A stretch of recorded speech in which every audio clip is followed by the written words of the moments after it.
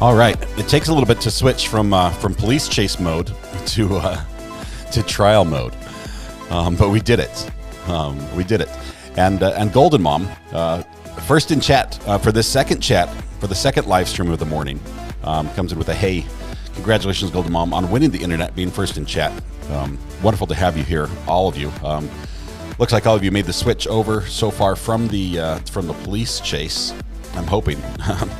It looks like people are filtering now. Come on in, have a seat here in the Court of Public Opinion. There's plenty of room in the gallery. You're all welcome. I am Recovery Addict. This is our daily show we do, where we talk about true crime cases and discuss some of the events that happen in the courthouses around the country. Today specifically, we're looking at Texas versus Aaron Dean. He's a police officer charged with murder, second-degree murder, in the shooting death of Atatiana Jefferson. That he ended up responding to a call where it was an open structure call, and he showed up with a fellow officer, both rookies, less than 2 years on the job for both of them, I think combined even, and they show up on the job at the scene. Started inspecting the house. To their eyes, it looked like it had been ransacked. The doors were open; they could see inside. The screen doors were closed. They went around the back side of the building, in through the backyard, through the gate, and the officer, Officer Dean, ended up seeing a figure through a window. That he saw a gun as well pointed at him. He shot through the window and killed Atatiana Jefferson, who was a resident of the home, who was just trying to see what was making noise in the backyard, and got her gun as a precaution, and that's how it went down. And it was a bad situation all around. We'll say that. Let's see, live chat. There we go. Oh, okay, more chats just suddenly appeared. Yeah, Golden One, long time no see. It has been a little bit. I will say long time no sleep. Long time no sleep, because it took several hours of gathering up all the videos, recording everything, and importing it to Final Cut, and aligning the timing on that police chase was a little tricky. Anyway, it was a lot of work that went into that police chase. So hopefully it gets a few views and people enjoy it. It was a great way to start off the morning for sure. Good morning. Let's see who we've got here. Charlie, Sunny, Golden Mom, Katrina, Weather Watch made it back over. Thank you. Debbie's here. Van says, good morning, addicts. Good morning, Van. Good to have you here. Mary Kay. KDQ is here. Wombat Mommy. TBR says, jury day. It is. We expect to have maybe a verdict even.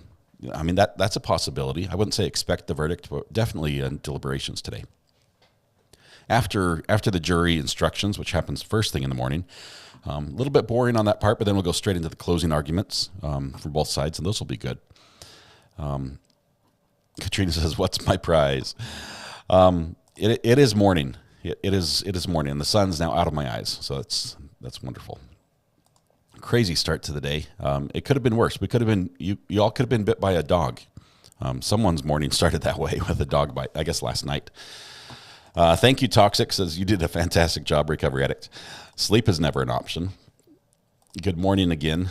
It is good to have you all here. This one is a bit too much, like another one that was sad for all us Aussies, but good day again. Oh, verdict. We hope there will be a verdict. Otherwise, it will be a hung jury. But we don't know if that verdict will come today. It might take some time. You might have a very divided jury on this one. and we'll see what happens. Good morning again, says Suzanne, to all my crime addict friends. Laura, good morning to you as well. Plot twist: there actually was a prowler, but he glued the scene when he heard he fled the scene when he heard the gunshot. Yeah, there it is. Fled, not glued. Yeah, glued would be a little interesting as well, but he fled the scene when he heard a gunshot. That would be a good plot twist. He got away. No evidence of that yet so far. But let's see. There's no sun here yet. I have plenty of sun, enough for everybody. I'm willing to share my sun today. Let's get our feeds in order, just in case we're missing something right now. And I apologize if that's the case, but it's been a crazy morning trying to get everything set up. So let's try to get Fox 4 has been really good with a feed from the courtroom. Day 5, I'm not seeing it yet. Nothing from Fox on the live. Let's try Law and Crime as well.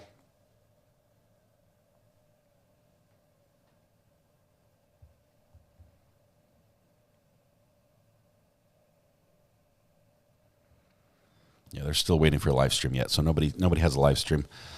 And we'll take this this police chase video off my other monitor. That was crazy. I love it. You guys want to watch just the dog bite part again? Is that? I won't talk. I'll just show you the dog bite part. Let's see if I can pull that up. Give me just a minute. Okay, I think it was about right in here. Let's see.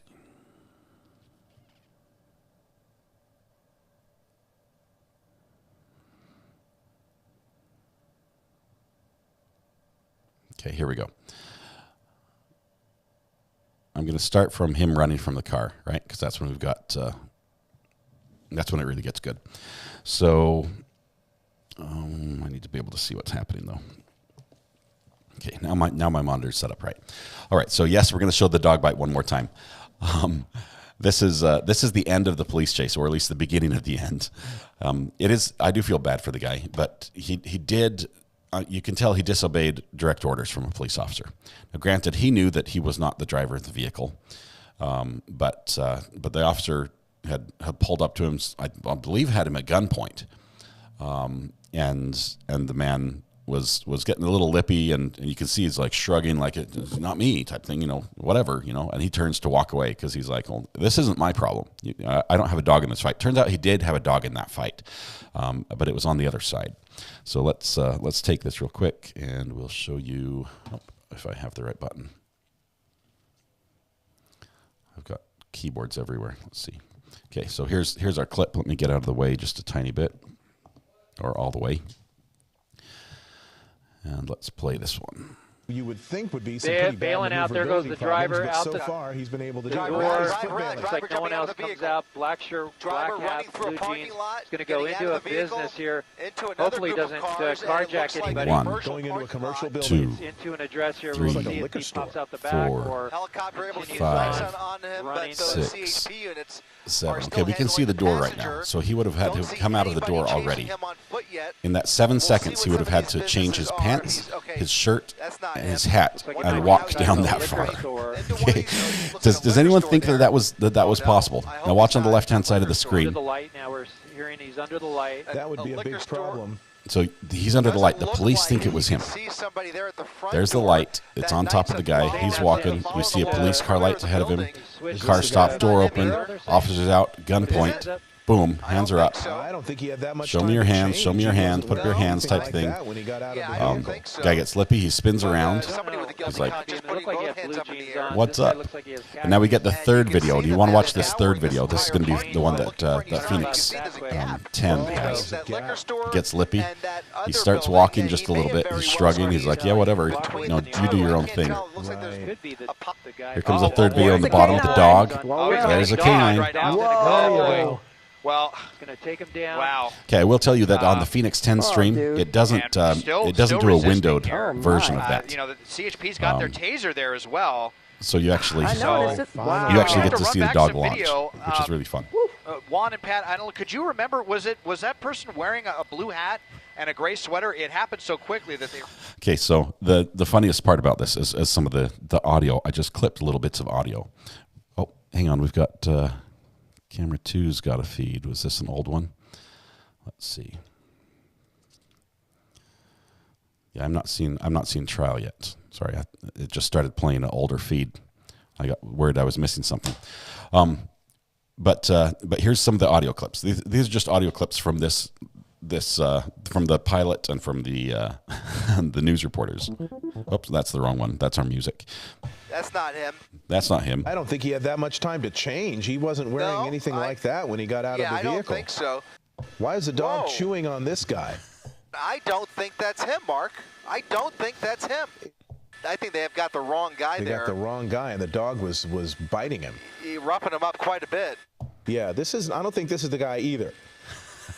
But what are the odds that they're scooping people up outside of this liquor store? There's a lawsuit. Yeah. Oh boy. There's a canine. Oh boy. There's a canine. There's a lawsuit. There's a lawsuit. Anyway, so that was really funny. Obviously not for the guy who got bit, other than the fact that I think he might find it humorous when the lawsuit settlement check arrives. He'll be smiling at that time. Charlie, I hear you. I'm not laughing at him, but the bizarre situation that led to that, where the police lost sight of their suspect and then just assumed that the first moving thing was the person they were supposed to get. Yeah, crazy. All right, so where are we at? Rich Buddy, no. If you look at the different angles, I pulled in three angles from that. There was no other runner that came across the parking lot as I watched that. He would have had to run all the way down beyond the store, or all the way up to the end of the units, the little strip mall, and then run back down and then start walking up. There was no possibility that man walking up the sidewalk was in that vehicle.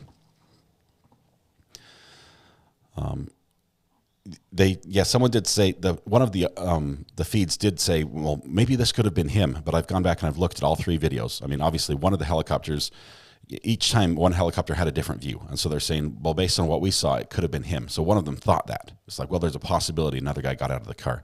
But when you put all three videos together and assemble the footage, that's not a possibility. So it can't happen that way unless he teleported. He was a suspect. He was ordered to stay there. If you flee, you have committed a crime. Yeah, it's true. He did. He was resisting arrest. They did get the wrong guy. They did take him to jail. Did they catch the correct guy? At the very end of that stream, they say, we're hearing from the police that they think this guy is the driver. But the angle they show of that guy at the car between two officers, you can't tell anything. So they may have got him. We do know there were 3 people arrested, but we also saw that there was a female arrested. And we saw 2 guys who weren't the driver arrested. So there's a chance the driver got away. There really is.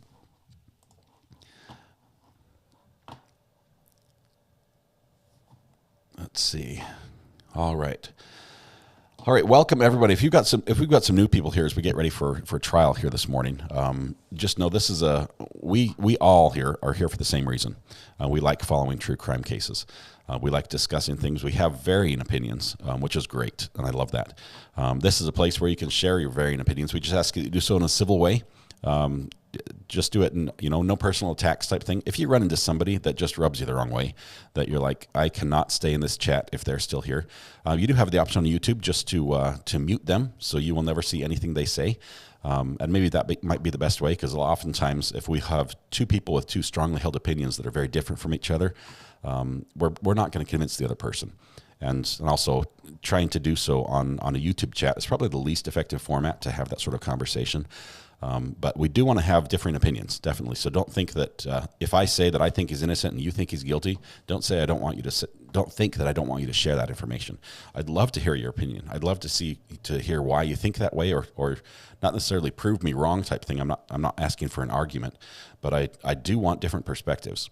And I think you'll find that this chat is very welcoming, even of people who have different opinions, as long as you're civil about it. So. Yeah, welcome to all the chat rookies. You guys are all welcome here. This is a fun place to call home if you like true crime.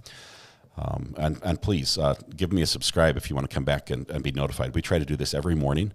We do a live show every morning about 9 a.m. Today was a little later because of that police chase that came up overnight. We also do police chases. But if that's the sort of thing you're interested in, I'd love to have a subscribe from you and earn your viewership. That would be great.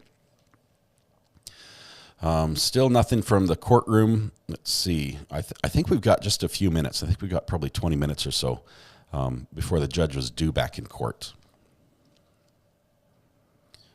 Let's see. I'm just checking all my different feeds just to make sure everything's good, and I think so far we're all right. Okay. I need to do a couple changes on my end just to get all the police chase video off my live stream so I can see the court case we're following instead, because it would be bad if I cut to the police chase right in the middle of like deliberations or something.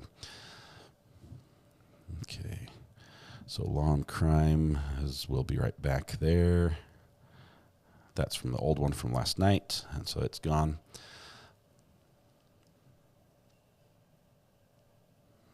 Get rid of that. Okay, morning recovery addicts and band gang. I believe everyone can play nice. Bite me, they can, and have different opinions. It's great, and I love it. I will say that we try not to get too much into politics here because that's a hard thing sometimes to stay polite on, because we have such deeply held opinions in that arena. It's not like just a court case where we can say, "Oh, I thought he was innocent," or "I thought he was guilty." There's a lot of us, have beliefs tied into why we vote the way we do. And so because of that, we ask that the political stuff try to stay out of this. I realize we'll brush against it a few times, but we try not to get into it too deep, just so we don't intentionally wade into an area that divides us. If the guy did nothing, why did they take him to jail? Rich Buddy, he did something. He refused to follow orders from the police officer. That's why the dog was released.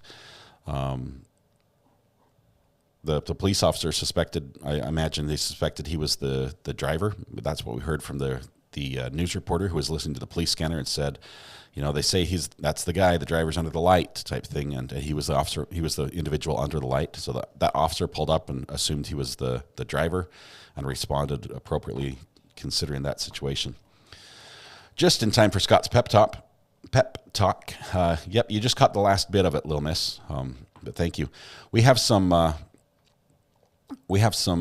great mods here who are very patient. Hopefully nobody here feels that they get muted or attacked when they shouldn't be. Obviously, if there's a troll that comes in, we'll try to use the ban hammer a little bit. But just having a different opinion is not going to get you in trouble here. We do have Abby. Did you put up the number for the burner phone already? Oh, there it is. Yes. Abby, one of our great mods over in UK, put up the number for the burner phone. Recovery Addicts burner phone is a channel, a number you can call that will reach the channel, will reach me. You can leave a voice message, you can leave a picture, you can leave a text message, and if it's appropriate and suitable for the situation, we might just play it on the air or share it with all the viewers. So I would only ask that if you do that, please include your name so we know what we call you on YouTube, and then can link the text with the person on YouTube. Everything is political. You're right. To some degree, everything is political. Baron, I appreciate that. We just try not to wade into the bipartisan area too much. See, I'm still grounded according to my father's math. I'm 70, says Bella. What did you do, Bella, that deserves you to be grounded until you're 70? I mean, I can imagine threatening my kids with that. Like when I found my youngster, six years old, on the roof of our 2-story house. Yeah, that's the sort of thing I would threaten him with. But let's see. Actually, you're in Davis County. The weather event has been devastating and will continue on through today, this evening. Weather Watch did. I appreciate you coming on the other day, Weather Watch. You've done an amazing job telling us about the tornado that affected the courthouse that this trial is being held at. That the Texas via Aaron Dean trial is held at in Fort Worth. What happened in Utah is what I'm asking. There are a couple of our viewers who are up there in the northern parts of Utah, sort of north of Salt Lake City. and I hear they got hit with a ton of snow after getting a lot of snow already. So let me know if something bizarre happened there. Sometimes they get something called lake effect snow, where the storm comes over the Great Salt Lake, and the warm water of the Great Salt Lake, sort of just exponentially multiplies the effect of the little snowstorm that would have landed. And it's very hit or miss. It only, whichever way the wind is blowing as it goes over the lake, that's how they get the lake effect snow. I think somebody just fell down my stairs. There's no crying, so I think they're good. Alabama is now getting hit by storms that hit Texas yesterday, says Isabella. I was following, I was looking for Ryan Hall online. I didn't see a live stream from him, but I did see one from Nate, who's a younger YouTube weatherman, completely amateur, but has all the professional equipment as far as tools and software. And he was following a few storms as well last night. Probably that same line of storms. Davis County got the lake effect snow. That's awesome. Lil Miss says, did you guys hear about the fire in the police records warehouse in New York last night? If this doesn't sound fishy, I don't know what does. This is like straight out of a movie, right? Where it's like, hey, we've got the evidence is in the police locker. How are we going to destroy it so we don't get busted? Well, like we can burn down the evidence building. I've got to find out more information about that, but without getting too political on that one as well, because I know that there might be evidence in that building that's related to some very political cases. Bella says, not much. Never been arrested. Only one traffic for speeding back in 1985. I could have been in lots of trouble. My friends were naughty. You never got caught. That's good.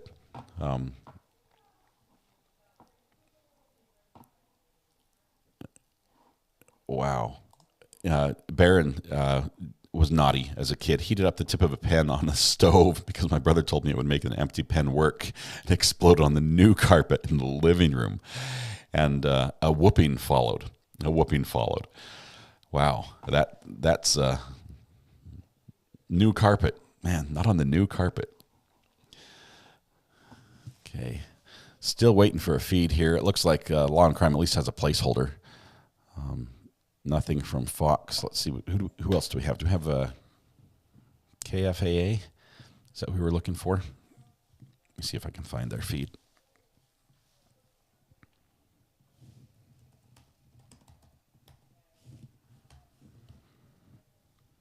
Okay. Or WFAA, sorry.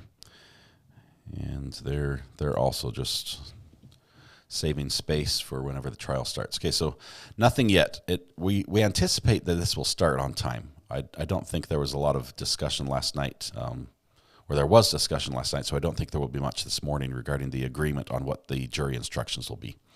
So I think that should be starting just as soon as the jury's there and the judge is there. Severe weather here in Arkansas yesterday, as well as lots of booms.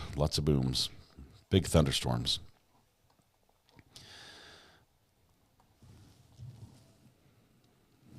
Okay. Still can't see the feed from Fox 4.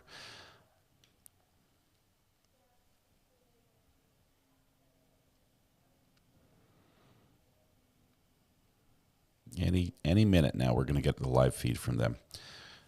Usually they set it up just a few minutes early just to make sure the cameras are working and everything is appropriate. That's our cue that things are about to get underway.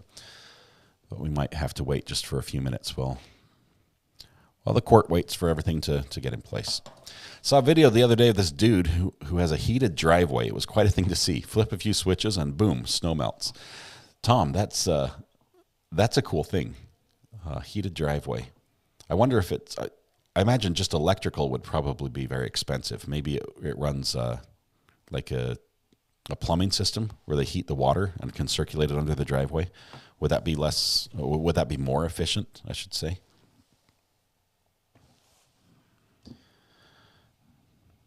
Let's see. Whoa. This is a completely unrelated tweet from the U.S. Department of Energy. Breaking news. This is an announcement that has been decades in the making. On December 5th, 2022, a team from DOE's Livermore lab made history by achieving fusion ignition. This breakthrough will change the future of clean power in America's national defense forever. I remember the University of Utah had a similar tweet. It was before Twitter, but they said they had cold fusion, and they they were just measuring the energy they were putting in already. So I'm a little bit hesitant to believe this, but this is on the verified account, and not one that they purchased the verification on. That would be interesting. Maybe today, energy as we know it has changed in the world. Rich Buddy says, Recovery Act, do you think this case about the Second Amendment is about the Second Amendment at all, or just about police procedure? Rich, there hasn't been much discussion about whether or not she had her gun legally, because I believe it was legal. I know at the end of the day yesterday, there was some argument where the defense wanted to include part of Zion's testimony in that little room that we saw several days ago, where he talked about another instance where Atatiana pulled out her gun from her purse and held it in a similar manner up at somebody. I believe it was some driving-related incident. We don't know much more than that. The judge actually ruled that it was not admissible in court, so the jury doesn't know about it. But there was never really a question about Second Amendment. I believe all the people who were asked about, if they feel that the Atatiana should be able to have a gun, they said yes. There was never a we don't believe in gun ownership type argument presented that I know of. So I don't think it's really a Second Amendment issue here. It's more fun chatting about someone else's crimes than your own, says Sometime Alias, especially if you haven't been caught for them yet. That'll get you in trouble. Morning from Vancouver Island. Kevin, how is it up there? Is it freezing? I will tell you, here in North Carolina, where I'm located, it's 37 degrees, which is chilly. It's chilly. Lake effect snow equals Widowmaker. Heavy, wet, heart attack inducing precipitation. Yeah, it makes you want to buy a snowblower. That's what it does. I know a lot of the country, snowblowers are not a commonly owned item, but in Utah, it's almost a necessity. You get these big snowstorms, and it really can. It can kill you trying to clear your driveway. Canned Laughter said, I had to go yesterday. Did we get through closing argument, or is that today? That's going to be today, but we're going to start with the jury instructions. So that's going to be the first thing we do. It looked like a bunch of on-demand water heaters with pipes running under the driveway. Okay, so that's pretty cool. I mean, at least that's not like straight electrical, which I think if it were just an electrical system melting the snow on the driveway, that's basically just a massive resistor, which is like one of the most inefficient items in an electrical circuit. So that would be a ton of power. It would cost you $100 every time you melt the driveway. But the water, I think, would work with the on-demand water heater, because natural gas is fairly inefficient, or fairly efficient and fairly cheap. Charlie says, imagine needing a license for an inalienable right. Okay, that's as close to politics as I'll go in here. Thanks, Charlie. I hear you. Thanks for setting the boundary and sticking to it. Started watching a new trial last night out of Nebraska, the midwife trial. No jury, judge will decide. Trial started a few days ago. Sonny, I followed a little bit of that. You've basically got a very inexperienced midwife who made some poor decisions, from what I've heard, that resulted in the baby passing away. Is that the gist of it? It sounds sad. And you've got the couples testifying, or the husband was testifying about selecting him and why they went with the midwife over a hospital, and I'm like, that's a sad situation. They have heated streets in Sweden and Norway.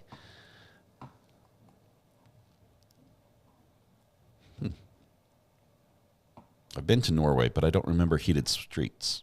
Of course, I was much younger. I have a leaf blower, says Debbie. Wonder if it would work for nasty four-letter word, starts with S, ends with no. Debbie, the leaf blower works when it's powder. You get powder snow when the entire snowfall event occurs with a very cold temperature. It makes it a very dry snow. It's frozen. But when the snowfall happens right around the freezing temperature, it tends to clump up and be wet and be very heavy, and then it just sticks together. It's like you wouldn't be able to blow over a snowman with your leaf blower, but you could blow a pile of flour away, and that's sort of the difference. Of course, if you have a powerful enough leaf blower, it'll work. Las Vegas, woman shoots and kills carjacker with his own gun. Is that a new one, Stephen Lee? That's bizarre. Something is tickling my eye, and I don't know what it is. Can you guys see it if I blink?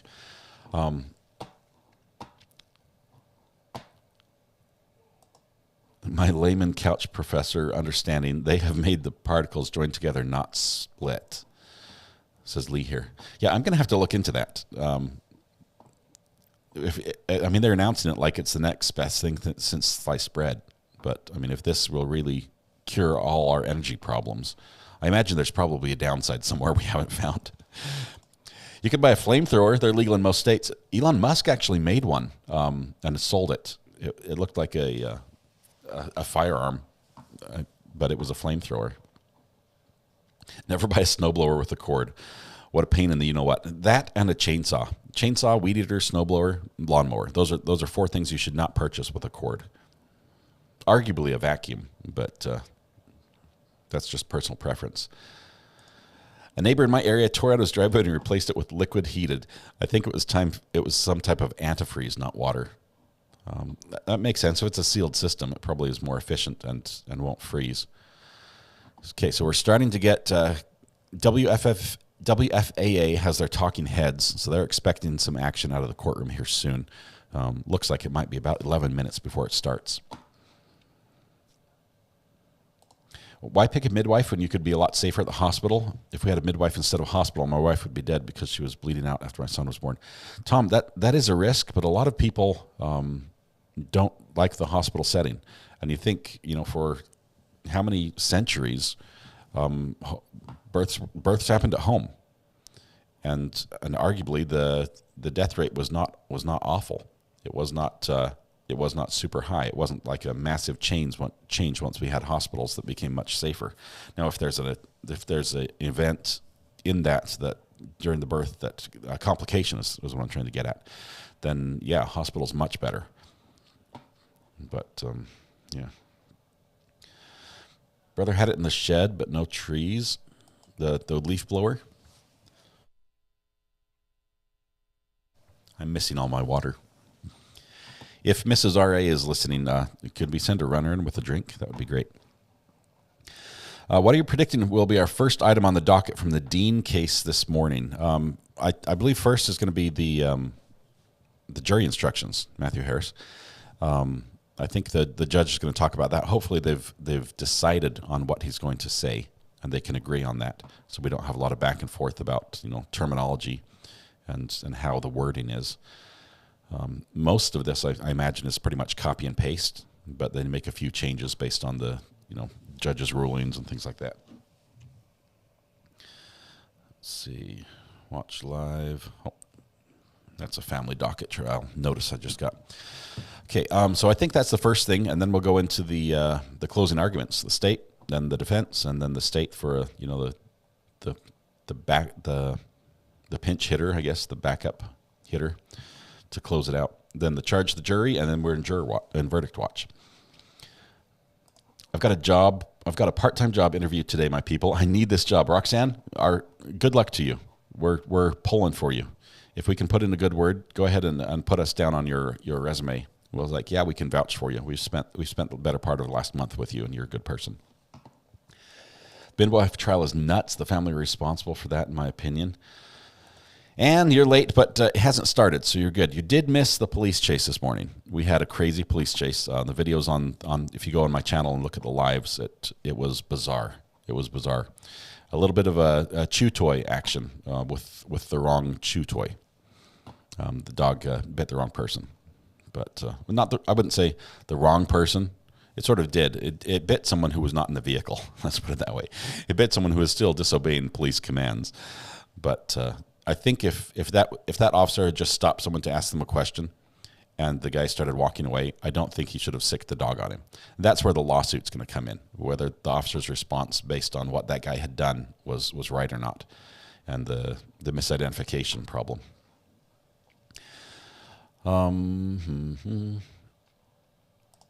My hours are very limited. People don't like that. Well, hopefully they can work with you, Roxanne. That would be good. Women were tougher in my day. Gave birth in the morning, then plowed the fields later that day. Stephen, be careful sharing that opinion.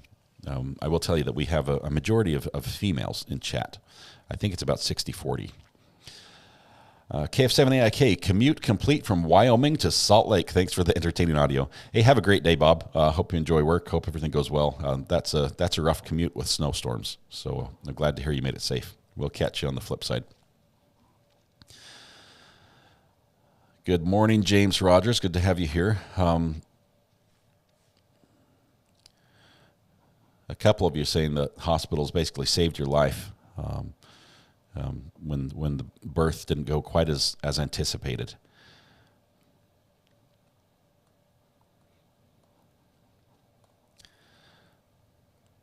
Wow, it's just some traumatic stories there. Yeah, I can tell you, KDQ, that is he is from home to work was that commute. Let's see, this brand new coffee pot. Why is it making water instead of coffee? Little Miss, have you tried adding the little brown dirt looking stuff? That tends to change the outcome. I mean, I'm not telling you how to do something because I'm not a coffee drinker myself, but I think you have to add grounds. You need grounds. That's what it is, grounds.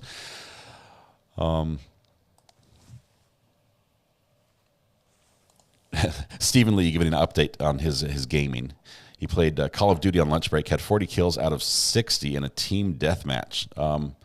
Stephen Lee, what cheats do you use? That is insane. Have you tried turning it off and on again, Lil Miss? Apparently that works for coffee makers.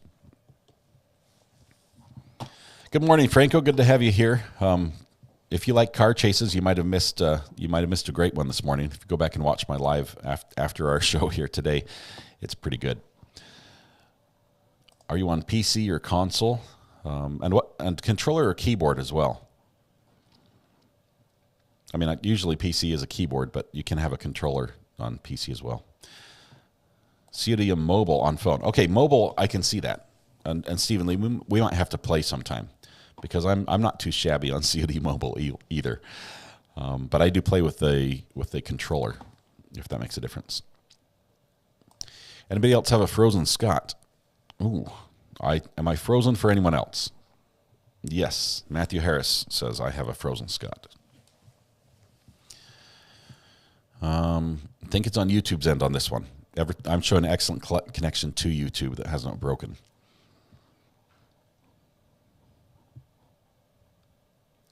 Kids returned home yesterday, says Lori. So is that a good thing or a bad thing? Probably a good thing. Not frozen here, not frozen. Good. I think I'm good so far. We're trying to have a bufferless stream today. Katrina, thank you for the super chat and the amazing the mug. It looks like hot chocolate or juice of some kind. Thank you very much. Appreciate your support of the program here. I have a melting Scott. I'm melting. I can't really mimic the Wicked Witch of the West very well. Her voice is a little different than mine. Okay, it's snowing again. Already tired of shoveling driveway. Sunny, this is what kids are for. That and the tax write-off. I mean, obviously there are some other benefits, but predominantly the main benefits of having kids are for them to do work for you and for you to financially benefit from their existence. And the love and everything else that you get. But you need kids or neighbors' kids. Those work as well, but those cost a little bit to get them to work for you. Snow and ice should be illegal. That's all we need to do is just pass a law to prevent ice on the roads, and then we'd all drive safely. No kids, just you and your doggy. That makes it a little harder. Hopefully there are some neighbors you might be able to round up to help you. I've found that most of the neighborhoods I've lived in have been that way, although the current one I'm in doesn't have enough snow to require owning a snow shovel, which I'm not complaining about. Okay, so we're getting ready for trial here any second now. We've got, I show about 2.5 minutes till kickoff. It's snowing here again. Yep, everybody's getting it out there, out west. I will say this storm that's moving across the country that had the severe weather in Texas and now is moving further east and north. I think it will just miss me. I'm far enough east in North Carolina that we might get a little bit of maybe some rain tomorrow, but not much else. Will you catch Bradley Yawn hearing later, the guy who represented himself and swore at the judge? Actually, is that today? Oh man, I did not keep him on my radar. If you can send me the gist about that one, just summarize it real quick. I watched the video where he sort of went off a little bit, and he wasn't too happy getting hauled out of court. He has a whole bunch of filings that he wants handled. But I would love to follow that one as well. We might have to do an evening show and catch up. Oh man, I can't do an evening show today. I have something else. Okay, yes, pass that law. Just look how well that worked with prohibition. That would do it, right? It solved the alcohol problem in the nation just by making it illegal. The snow can be treated the same way. And you have a bad YouTube connection. I'm wondering if maybe you need to talk to your internet provider and tell them to quit playing games with your connection, because that's just not fair. Jake, I read where one of the defense attorneys died 2 weeks before the trial started. Yes, Jake, that was in this Aaron Dean trial. The lead defense attorney died, and his funeral was held 3 days into this trial. But it was a public defender, and they basically just rotated someone onto the case and just said, we'll use his notes, and then they went with it. Does he have grounds for appeal there? I don't know. You'd have to get convicted first, but I bet the free energy invention will still cost us a fortune. Well, it's going to get a patent right away. Someone's going to get a patent on there and lock that down so that you have to pay someone a lot of money to get free energy. If you can't do an evening show tonight, that means the jury is sure to reach a verdict tonight. Lexi, don't say that. Please don't say that. I thought that this morning. I thought, please, Judge, we need to go, right? First thing in the morning, don't be late. It's 10 o'clock right now, straight up. So don't be late. Let's get going. Let's get this live stream happening. Instruct the jury. Let's have a very brief closing arguments and then a quick, maybe a couple hours of deliberation. And that would be good. That's what I'm hoping for. I put a suggestion in at work, emotional support miniature pony. I'm sure your boss loves you, Stephen. And he probably, even though you didn't sign that paper, I'm guessing he knows who sent that. This claim goes against the laws of thermodynamics. Yeah, I need to find out more. Free energy just doesn't exist according to my knowledge of science, right? You can't create energy from nothing. It has to come from somewhere. I mean, if you're burning something, you can get energy that way, but you're destroying matter to get the energy. Let's see. Day 6 is about to start. Closing arguments today. Law and Crime thinks it's about to happen as well. Oh, I signed it, and my boss hates me. But who will do what I do? That's a great thing. If you have some job security. It allows you some freedoms at work that not everyone enjoys, Stephen.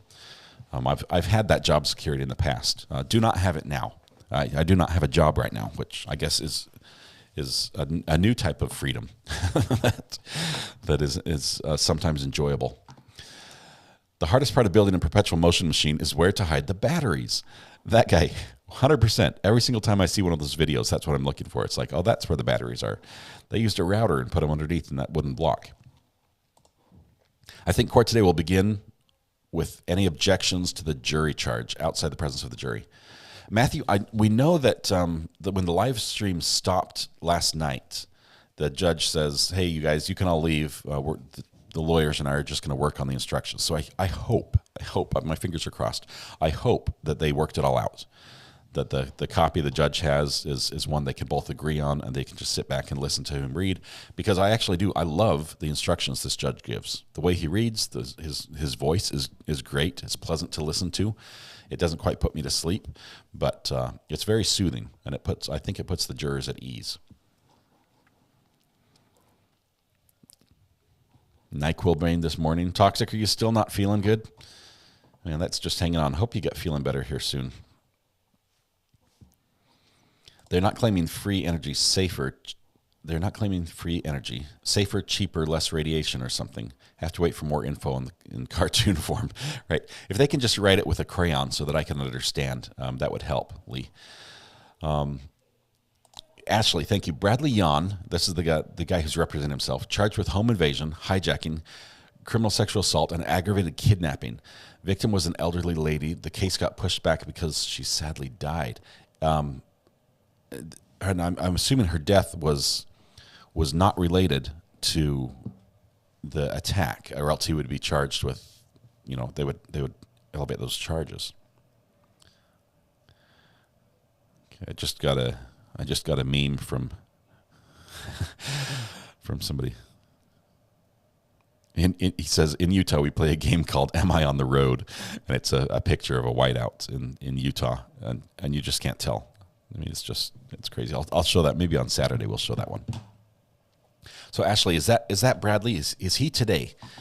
And tell me what state he's in as well, because that makes a difference sometimes. Matthew says, well, they can work out the jury charge and find agreeable grounds, but if defense wants an instruction that state won't agree to, then they'll have to put that objection on the record. Okay, so basically if there's an objection and the judge has to rule, it has to be on the record. It can't be off the record.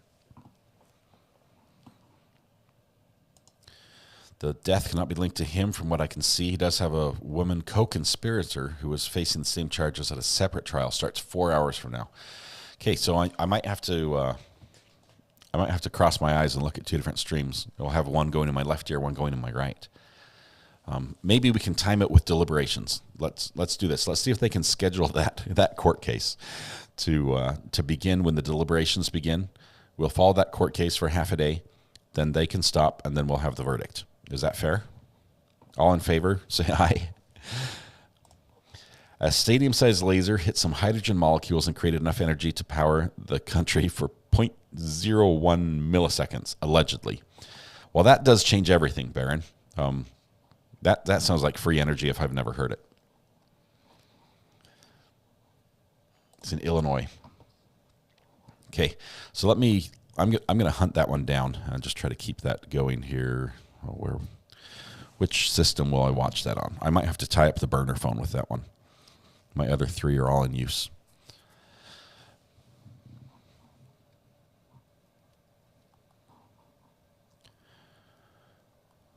Okay.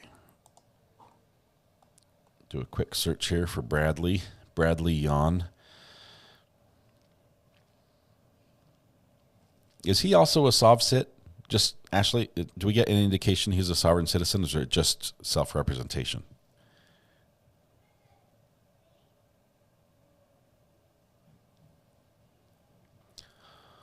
Home invasion kidnapping hearing.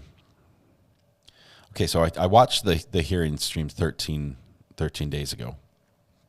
It was short. It was only about, less than 15 minutes. I did watch that one, so... Accused kidnapper insults judge ahead of trial. That's a great way to start. That is a fabulous way to start. Why don't just insult the judge, who's going to be ruling on every motion you make? Not sure he's a piece of work. Nico, good to have you here. Welcome. Hope you enjoy it. We're about ready to start trial. We're just hanging tight. Any minute now, we expect the cameras to turn on in the courtroom, and we'll start hearing the judge. Hopefully, read jury instructions to the jury before we hear the closing arguments. If you do want, right now is a good time to text or call the burner phone. If you call it, you will go to voicemail unless you're one of the privileged few who has earned my trust and respect, and they get to come straight through, and it will ring on my end. But go ahead and leave me a message if you would like. There are some brief instructions you can follow that will help you do so in a manner that will most likely end up in your material being played on the air if it is appropriate. Switzerland just banned electric cars? Sonny, are you serious? I wonder what their reasoning is. I will say that I'm tempted to do another show that's a little different than what we've done before, and I would probably post this as a standalone video, maybe not a live. I'm not sure, but you guys remember just, a few days ago, we had this incident in North Carolina where somebody shot the power substation and took out the power to an entire county, and a little bit more. But that issue, the investigation that's going into that, the FBI's response, the unprecedented, I should say, search warrant that was granted to help find the individuals who did that and how they went about that, as well as all the back information about how they fixed it and what the problem is with our energy grid and why we are just a gaping huge target on our chest here, as a nation. I wanted to talk about that. I've got videos from the companies that fixed some of that issue. I've got information about what Duke Energy did to bring in a fix that isn't the fix everyone thinks it is. I've just got a whole bunch of information. I've been talking to a CEO of a power cooperative in the area who's provided a little bit of information regarding their vantage point on what the weakness is in the grid and what we need to do. I might do a show on that if you guys are interested, but I might do it on a separate channel as well, just because it's a little different than true crime. Electric car ban because of the insane energy crisis in Europe caused by Russian shenanigans. There's not enough electricity. No one can charge their cars, and there's not enough oil either. So they're getting a double whammy on that front.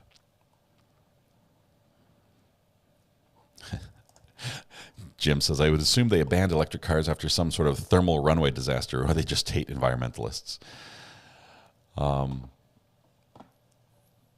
Switzerland is not banning electric cars. Switzerland did not ban electric cars. Okay, so we're divided. This might be breaking news. I'm going to reserve judgment. We've heard it both ways. Maybe it was misinterpretation of something, but I will say electric cars put a demand on the grid that most grids were not prepared to handle, and it requires certain upgrades and things that small energy companies specifically are struggling to meet.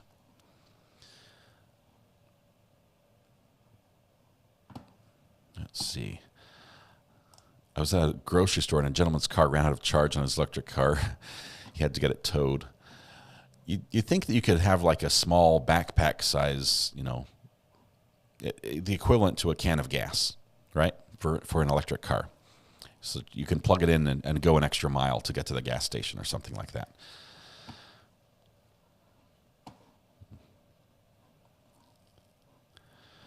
All right, so I see the argument. We're going to steer away from it a little bit with the green energy, electric, fossil fuel, everything. I appreciate everyone's input. Let's not get too sidetracked on that. We are going to have a court case today to discuss, after all. Might be remembering the wrong country. Yeah, it's possible. No, it's all cool, no problem. My son's company bought him a Tesla Model 3. It's so fast, but I'm too old to learn how to drive a new way. I've been in a Tesla once, and I will say it was an interesting, and I enjoyed the experience. But at the same time, I still struggle with the idea of a car not having engine sound.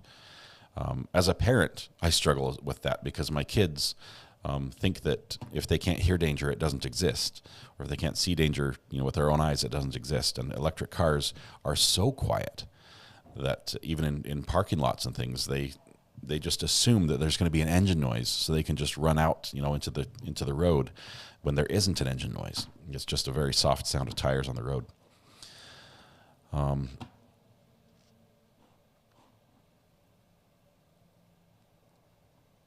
Let's see.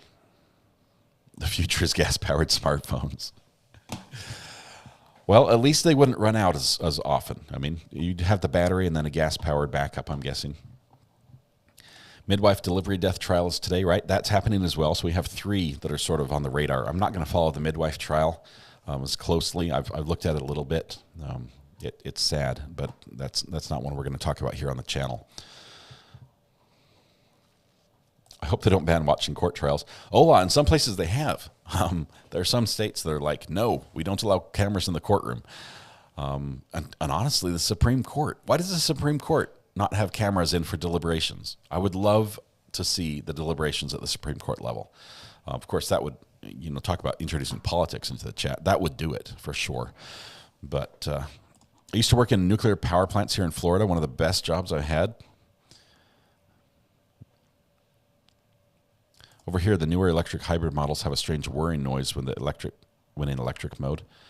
Yeah, but it's quiet. I mean, it's much quieter than a car engine, especially when they're accelerating and things like that. That's just not the rev that you would expect.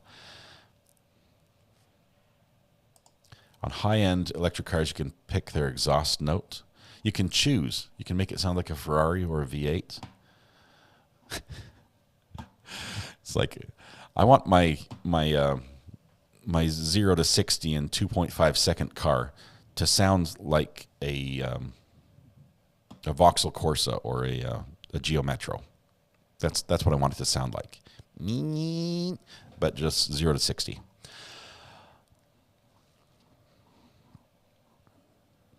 Debbie, I get into trouble with my Duke Energy tirade. I will say my boyfriend's spare house used 18 kilowatts of power last month.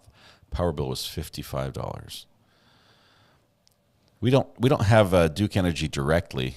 They might actually provide it to where the city I'm in, but we pay the city, and the city buys it from other places. I don't think we generate any of our own power here in our city.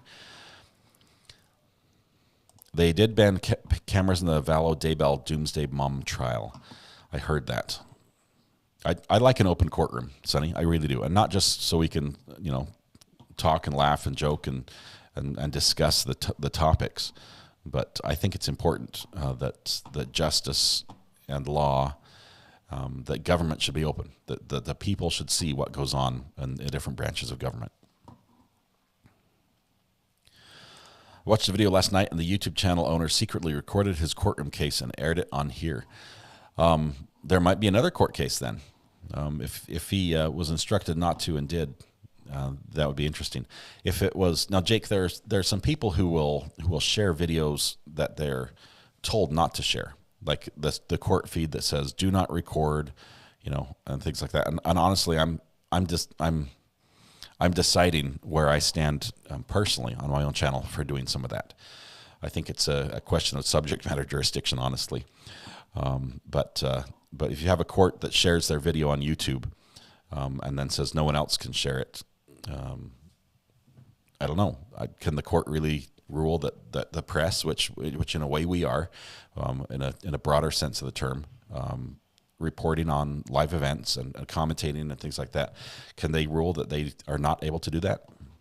Yes, in some instances, but maybe not in all. I don't know. No court today. That would be nice. We could have answers at our fingertips. Matthew, you're out of court today? Do you not have any work to do?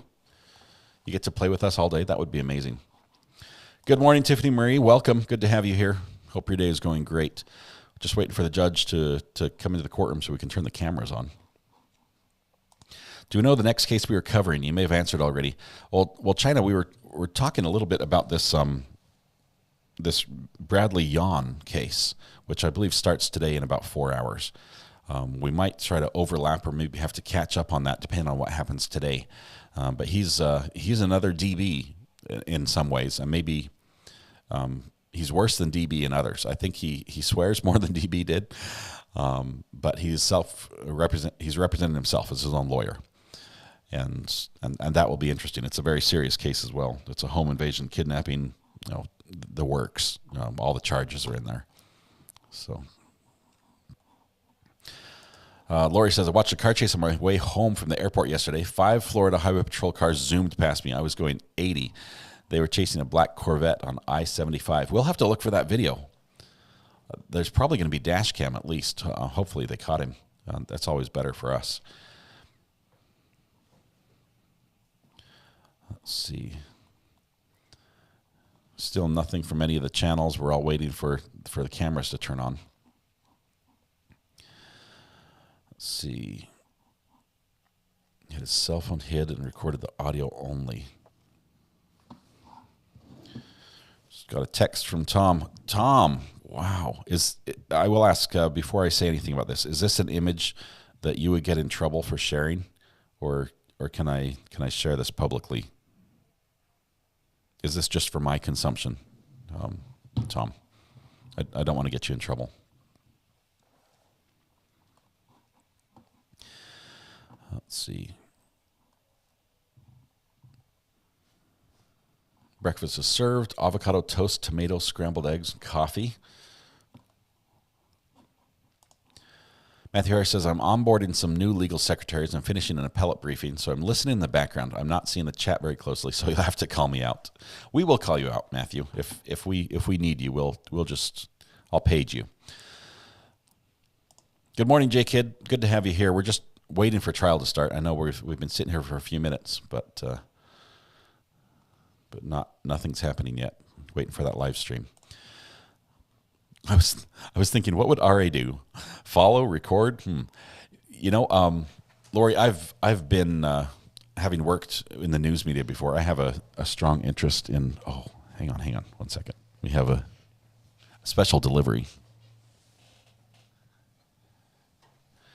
of hot chocolate in a mug, not just any mug. I'm holding this over my laptop as I do this. A True Crime Addict mug. Oh, sorry, my focus is locked on me.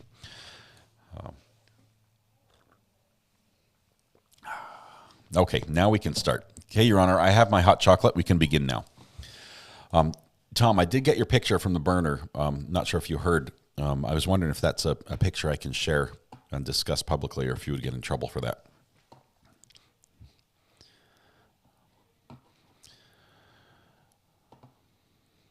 Okay, so what was I saying before that? What would RA do? Right, Lori, being in the news before, there was a time in my life where I did chase news stories. A lot like some personal injury lawyers may, allegedly chase ambulances. I chase news stories. So I had a police scanner in one ear, my camera harnessed over my shoulder, a big, huge shoulder-mounted camera, and I'd ride around on my motorcycle and chase. I'd hear the police, and I'd oftentimes beat the police to a crime scene. So I got a lot of video, got some awesome felony stop video where I ended up being the backdrop for that stop. So the video was great, but it was very dangerous for me. So yeah, I would say when it's safe to do record, but there is a point where you have to realize at some point you have to decide if I help, should I as a citizen do my duty and step in and help someone, or do I just record this? And that's a decision I will not make for you. But it's a tough one. I feel like we need to hold a trial for Recovery Addict's laptop, as he puts it in danger way too often. It is bad. It's bad. The B key is acting up more and more. Either it's going to need to be repaired or replaced. I'm not sure which. Couldn't quite read it. Could you hold it up and tip it sideways? Charlie, I see what you're doing there. I'll hold it up back here. How about that?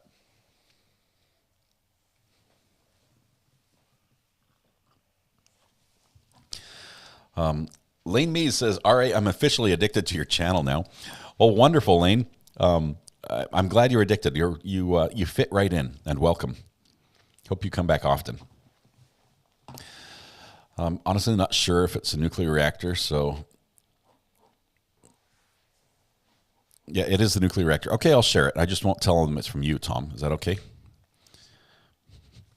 I'll share the picture of the inside of the nuclear reactor that you sent me. No problem. We'll do that on Saturday. Let's see. Lori says, Little Red Kia was going vroom vroom and hubby was going no, baby, no. What happened, Lori? Did you try to race it in a Kia? Roxanne says, I was in a situation 4 years ago in February that I had that choice, help or record. I chose help. Roxanne, I've been in a situation where I quickly ascertained that my help would not be helpful. And I filmed. A situation with, it was a tree trimming injury with the victim still up in the tree, unconscious. But I was not able to get up to him, nor would I be able to help. And I knew that the people who could help were seconds behind me. So I filmed that, and it was very traumatic. But watching them help him climb down the ladder and then realize he had a compound fracture in his leg after they were forcing his feet on the steps, that was quite a video. I'll say that. Are any lawyers in chat? Yes. Is it illegal to show a pic of a nuclear reactor on YouTube? I don't think so. I think we're good on this one. It's good. Love your show. Have you seen or heard. David, what you sort of cut off. You have to finish your text there.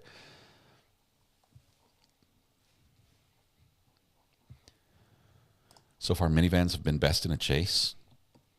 Well, I don't know. We saw that Beamer, Lee, that we had that Beamer chase. I think that was out of, not sure if that was Dallas or out of California, where he went for miles on 3 wheels. I just did a great job. It handled almost better than it had with 4.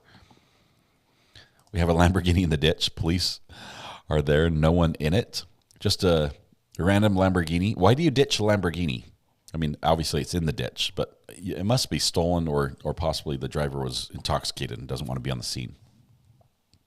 He's probably trying to figure out a way to report it stolen right now. Welcome, newcomers. Come on in and get comfy. Yeah, we're getting started here very soon. Hey, Baron, I didn't see the message that got deleted by the mods, but let's be good. I want you to stay here.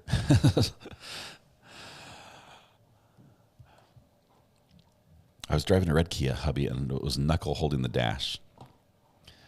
Are you not a good driver, Lori?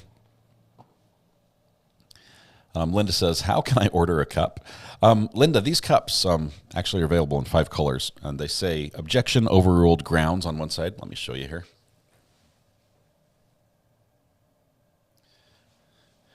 And the other side says true crime addict. You can get them in pink, blue, green, red, black, and I think dark blue. I don't remember. But let me go ahead and have one of the mods throw the link up in there. Bella says, Isabel, I'll add to my Amazon order, have Scott's hot chocolate in cart. Yeah, I do. The hot chocolate I'm drinking right now is Stevens Hot Cocoa, and I can tell you it is the best hot chocolate in the world. It really is. Let me see if I can. I'll share the link for it. And I will say this is an affiliate link. I don't make it. You don't pay any more if you use this link, so you don't have to, obviously. But this hot chocolate is fantastic if you like hot chocolate. So did someone put the link for the mug in chat? Abby, are you still here, or did you have to step away? Can you show it over the laptop? That guy, you're going to get me in trouble. I've already dumped a mug full of water on my laptop during a live stream. And the fact that it's still working is just a miracle.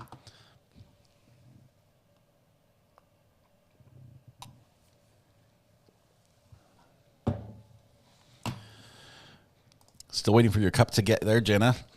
Do you need me to check and see where it's at? I know with the holidays coming up, there's some taking a little while. Let's see.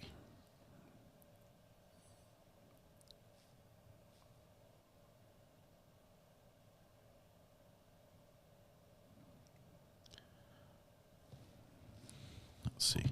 The link was for hot chocolate, Cup of Joe. It was. It's for Stevens Hot Cocoa. Here it is. Abby has posted in chat the mug link. That's where the mug's available right now.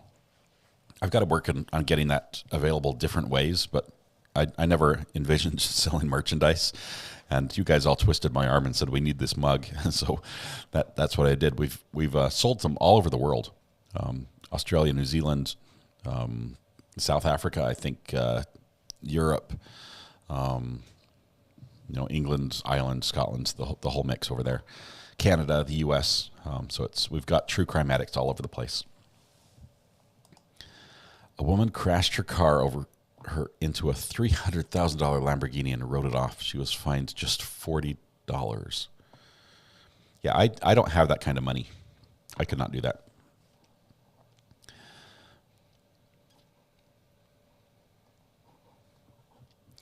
Isabel says, I want merch.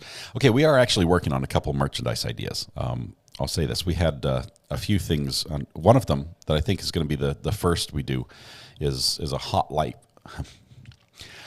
mic lover merchandise. And it's going to be, they're not all going to be mugs. So we'll have different things, obviously some wearable clothing. But the hot mic lover just speaks to that moment when the cameras are supposed to be turned off and the microphones are supposed to be muted, yet we still hear what's going on. And some of the best stuff happens in those hot mic moments. So we are all hot mic hot mic lovers.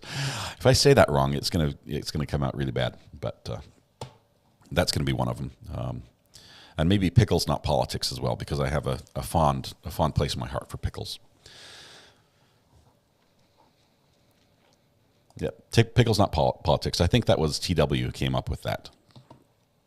And addict coins, yes, recovery addict coins, or just true crime addict coins. A lot like sort of playing off the sobriety coins that the alcoholic, the AA uses. That would be good. Where's the judge? I don't know. The longer he goes, I mean, he's half an hour late already. The longer he goes, the more worried I am that this verdict is going to get pushed into my meeting tonight, which I would then have to skip the meeting, right? Obviously.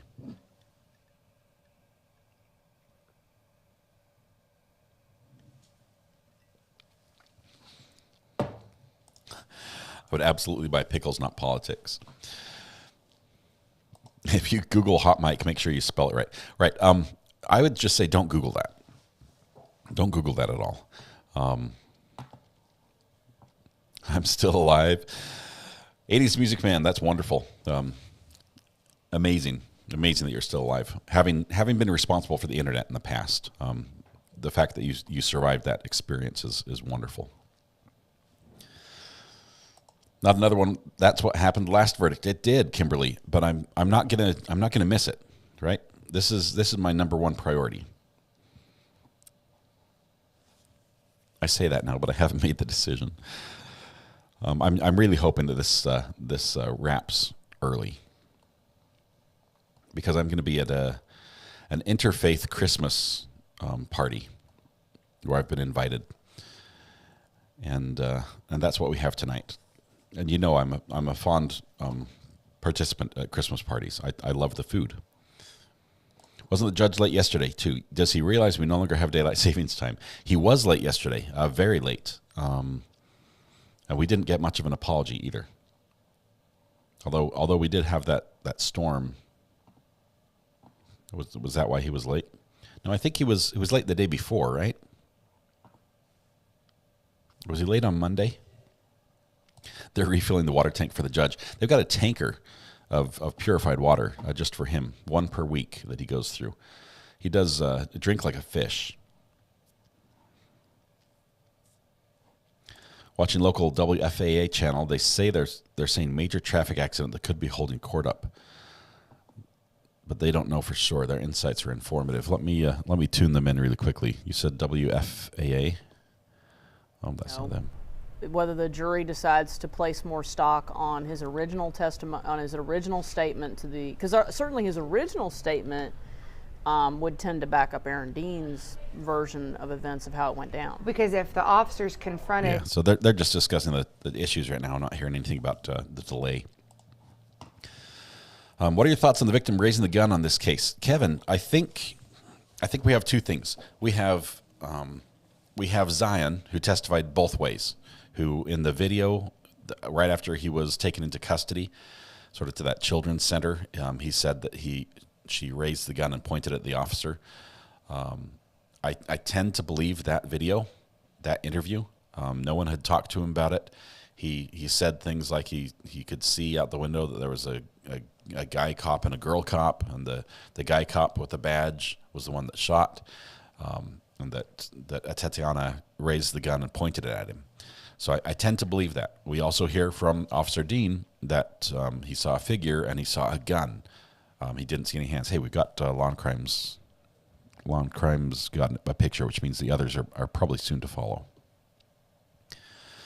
So we have that. So I think the gun was raised, and that may be enough with an officer right there to, seeing the gun pointed at him, to say he fired in self-defense. I mean, I think the testimony was that they got from the state's witness was that it would even be okay for him to shoot even without saying anything at that point. That the threat was already there and he could fire without saying, put your hands up, or police or anything else. That's what I heard yesterday. So if that's the case, then, and the jury feels that way, then we'll have a not guilty verdict pretty soon, I think.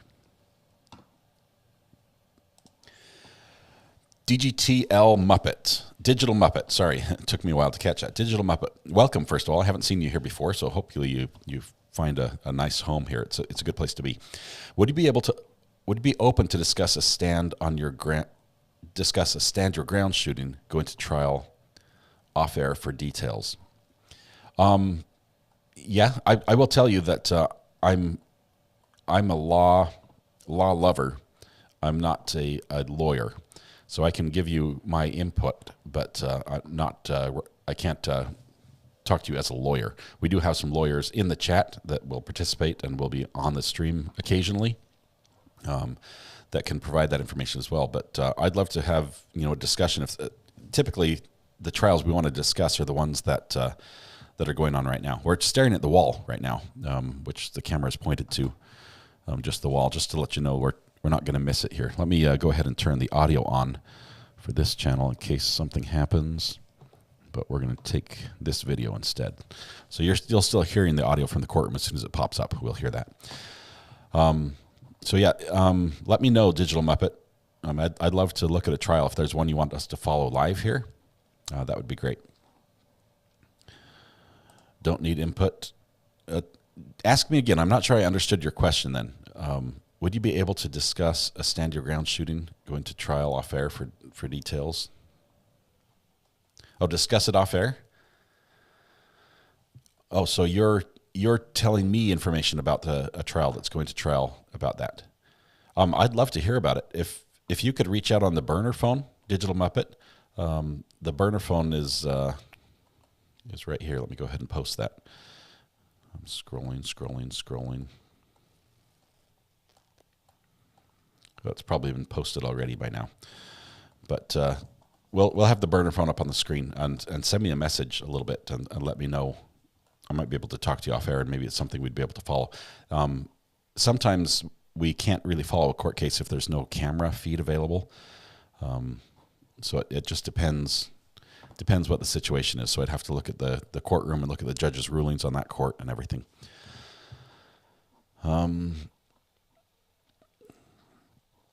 Let's see. We have to remember that Zion was 8 years old when this happened. Dealing with 8-year-olds after an incident does not mean you will rarely get the actual truth of what happened. Here's some audio.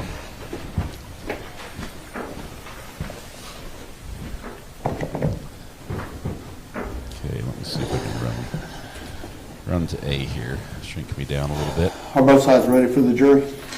The volume's just booming today. All right.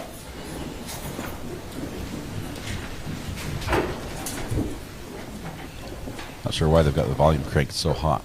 We'll turn it down just a tiny bit here. So if the jury's ready, they're at least going to either make their objections in front of the jury, and he's going to rule on the instructions for the record, or maybe it goes straight to the instructions. Energy claim is legit. This isn't nuclear fission, but fusion. Multiple lasers strike a special pellet from all sides, causing an implosion. Linda says, thanks for the link for the cups. I just ordered mine. Thank you so much, Linda. Appreciate that. Hope it arrives quickly and you love it. Tell me what color you got. Or I guess I could look as well, huh? Looks like a pink. Is that right? Maybe seated. Tell Mr. Nicholson I need you. Mr. Nicholson, you're needed in the courtroom. Mr. Nicholson, paging Mr. Nicholson.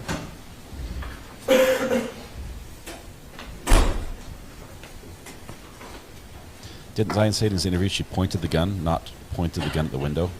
That can mean going from bent arm in her purse to straight arm at her side. Yeah, he did say pointed the gun, but he also demonstrated. I apologize for the delay. We've been working. I am going to hand each of you a copy of the jury instructions. Hey, we're there. You can follow along with me as I'm reading them to you.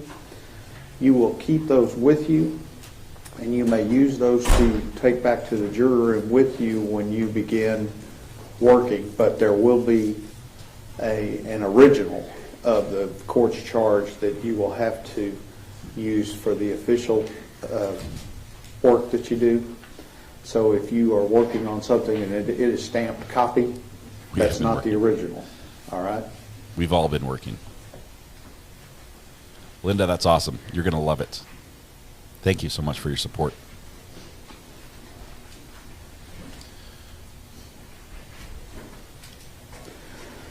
Members of the jury, in any jury trial, there are in effect two judges. I am one of the judges, the other is the jury.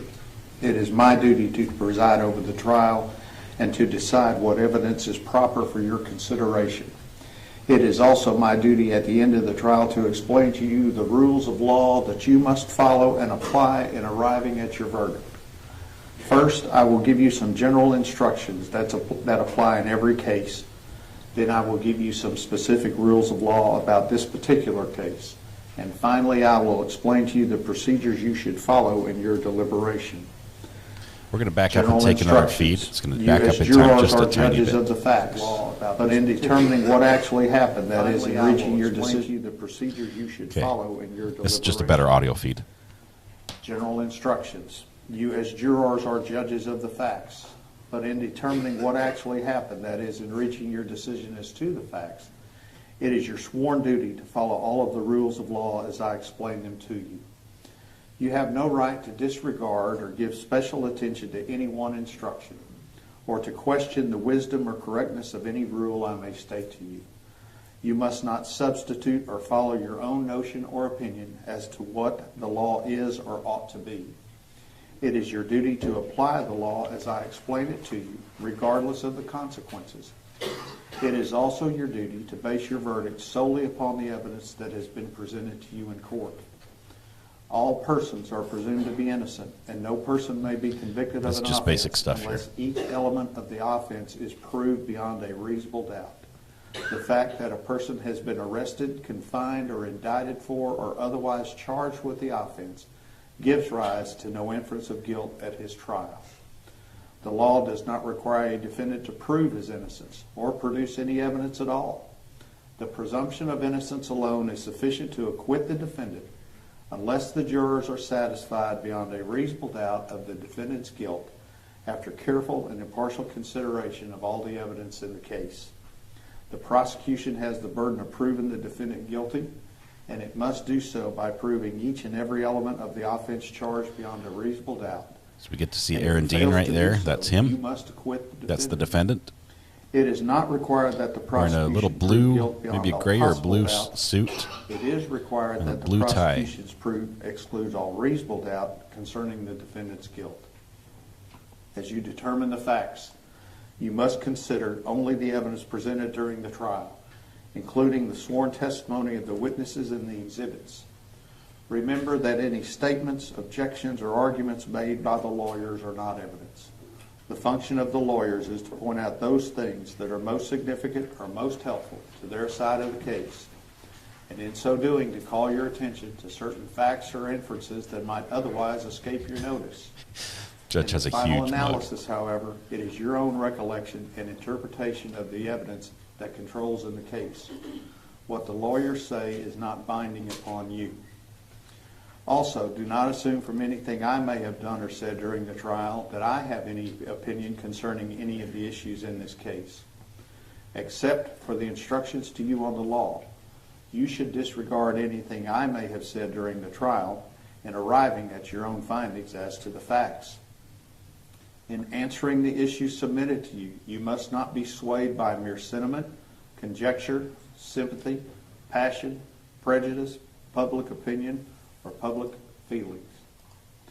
While you should consider only the evidence, you are permitted to draw such reasonable inferences from the testimony and exhibits as you feel are justified in the light of common experience. In other words, you may make deductions and reach conclusions that reason and common sense lead you to draw from the facts which have been established by the evidence.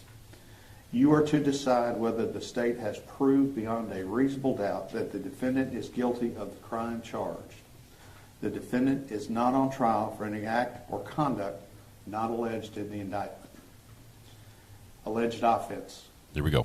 Now, bearing in mind these general instructions, the defendant, Aaron York Dean, stands charged by indictment with the offense of murder, alleged to have been committed on or about the 12th day of October 2019 in Tarrant County, Texas. To this charge, the defendant has pleaded not guilty. Applicable law and definitions. A person commits the offense of murder if he intentionally or knowingly causes the death of an individual, or if he intends to cause serious bodily injury and commits an act clearly dangerous to human life that causes the death of an individual. Individual means a human being is who is alive. Deadly weapon means a firearm. Firearm means any device designed, made, or adapted to expel a projectile through a barrel by using the energy generated by an explosion or burning substance, or any device readily convertible to that use. Bodily injury means physical pain, illness, or any impairment of physical condition. Serious bodily injury means bodily injury that creates a substantial risk of death or that causes death, serious permanent disfigurement, or protracted loss or impairment of the function of any bodily member or organ. A person acts intentionally or with intent with respect to a result of his conduct when it is his conscious objective or desire to cause the result. A person acts knowingly or with knowledge with respect to a result of his conduct when he is aware that his conduct is reasonably certain to cause the result. You are instructed that you may consider all relevant facts and circumstances surrounding the killing, if any, and the previous relationship existing between the accused and the deceased, if any, together with all relevant facts and circumstances going to show the condition of the mind of the accused at the time of the offense, if any. Application of law to the facts. Now, if you find from the evidence that the state has proved beyond a reasonable doubt that the defendant, Aaron York Dean, on or about the 12th day of October 2019, in the county of Tarrant, state of Texas, did then and there intentionally or knowingly cause the death of an individual, Atatiana Jefferson, by shooting Atatiana Jefferson with a deadly weapon, to wit, a firearm.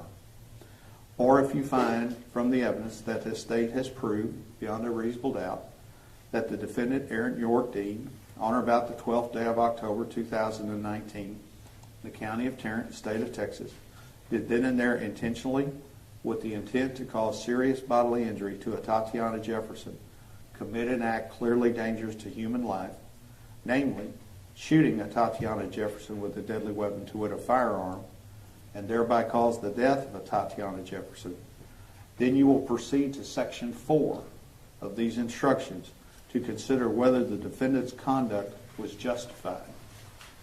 If you do not so find, or if you have a reasonable doubt thereof, you will proceed to Section 3 to determine whether the defendant is guilty of the lesser included offense of manslaughter. Lesser included offense, applicable law and definitions. A person commits the offense of manslaughter if he recklessly causes the death of an individual. A person acts recklessly or is reckless with respect to the result of his conduct when he is aware of but consciously disregards a substantial and unjustifiable risk that the result will occur. The risk must be of such a nature and degree that its disregard constitutes a gross deviation from the standard of care that an ordinary person would exercise under all the circumstances as viewed from the actor's standpoint. Application of law to facts. If you find from the evidence beyond a reasonable doubt that on or about the 12th day of October 2019 in Tarrant County, Texas, the defendant, Aaron York Dean, did then and there recklessly cause the death of an individual, Atatiana Jefferson, by shooting Atatiana Jefferson with a deadly weapon, to wit, a firearm, then you will proceed to Section 4 to determine whether the defendant's conduct was justified. If you believe from the evidence beyond a reasonable doubt that the defendant is guilty of either murder or manslaughter, but you have a reasonable doubt as to which offense he is guilty, you must resolve that doubt in favor of the defendant and find him guilty of the lesser offense of manslaughter. If you do not so find, or if you have a reasonable doubt thereof, you'll acquit the defendant and say by your verdict, not guilty. Defenses. Applicable law and definitions. It is a defense to prosecution that the conduct in question is justified under our law. You are to consider two statutory defenses in determining if the defendant's conduct was justified: self-defense and defense of a third person. The defendant is not required to prove self-defense or defense of a third person.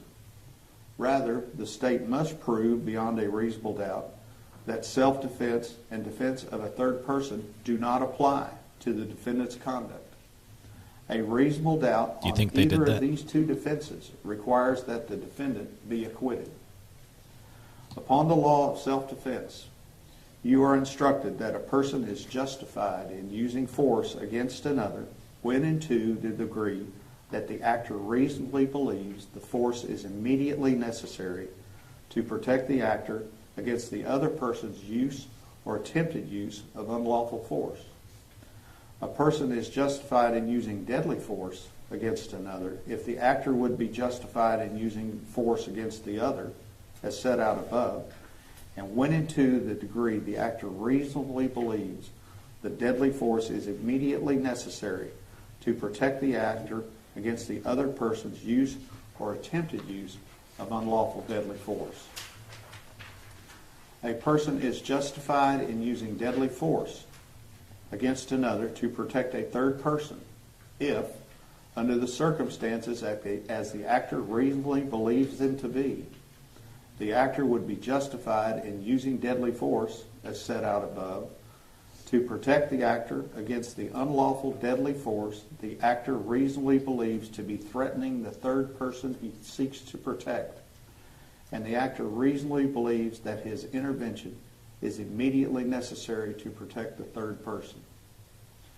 Actor means a person whose criminal responsibility is an issue in a criminal action. Another means a person other than the actor. Person means an individual. Reasonable belief means a belief that would be held by an ordinary and prudent person in the same circumstances as the actor.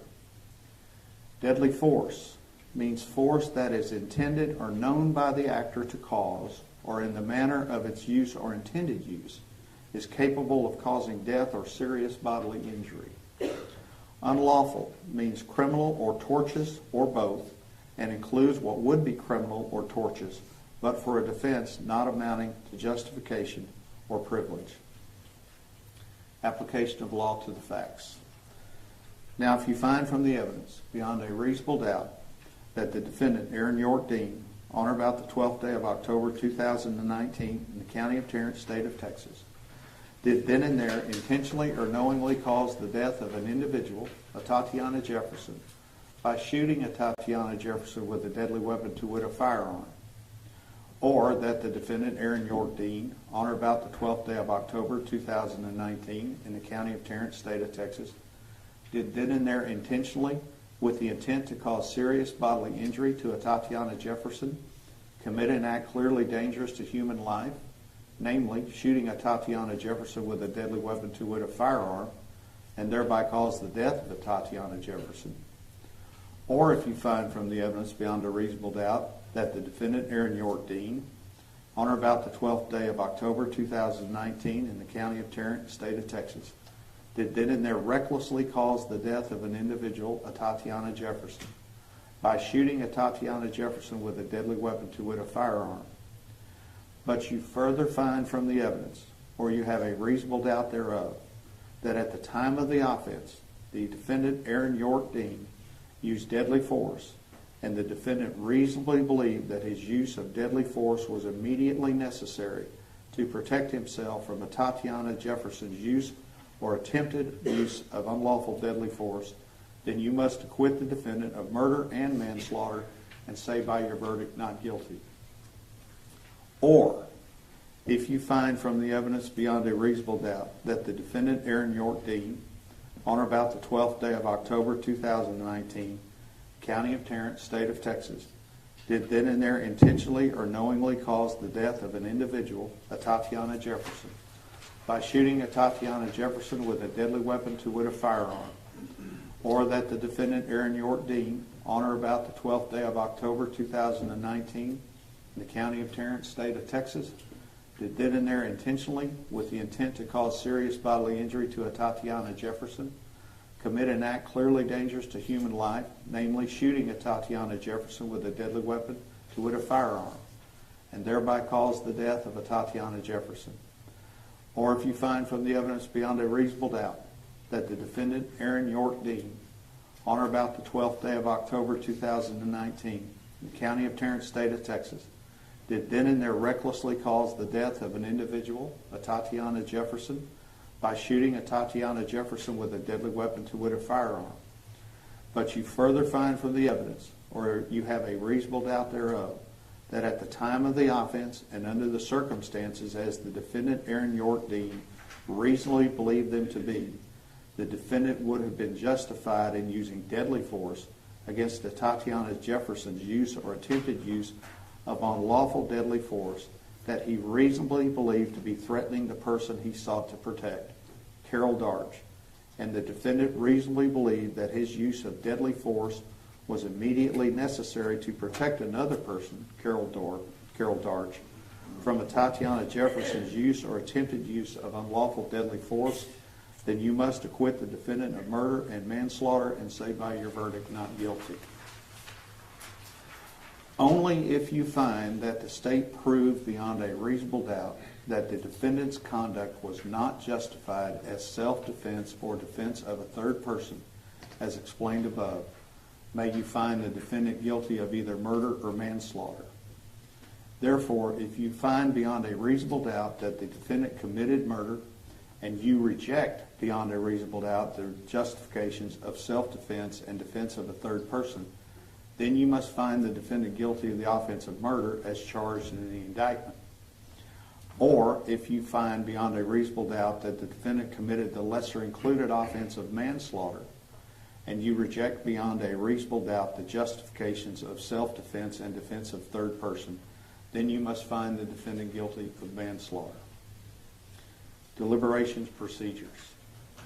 It is your duty to consult with one another, Okay. to deliberate in an effort to reach agreement. We'll hear if there's any sequestration, but I don't think there was. There was, because they weren't told to bring bags, clothes, and medicines, and everything else. Fellow jurors.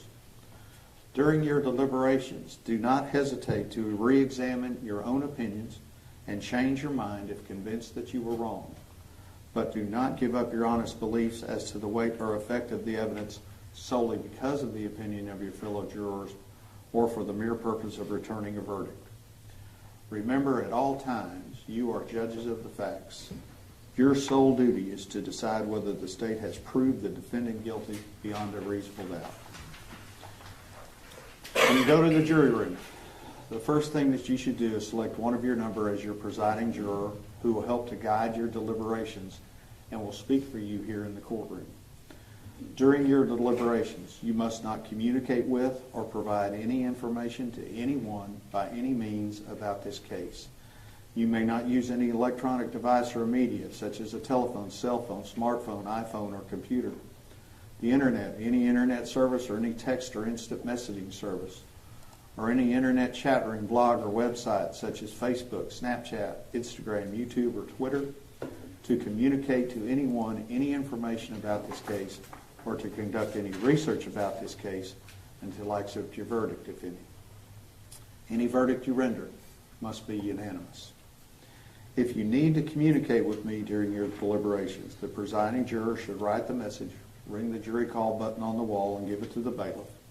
I will either reply in writing or bring you back into the court to answer your message. You are the exclusive judges of the facts proved, of the credibility of the witnesses, and the weight to be given to their testimony, but you're bound to receive the law from the court which is herein given and be governed thereby. And I've signed these instructions as judge. Hey, Marie, welcome. The last page of the instructions contains 3 verdict forms. First verdict form says, we the jury find the defendant Aaron Dean York not guilty. Or, we the jury find the defendant Aaron Dean York guilty of the offense of murder. Or, we the jury find the defendant Aaron Dean York guilty of the offense of manslaughter.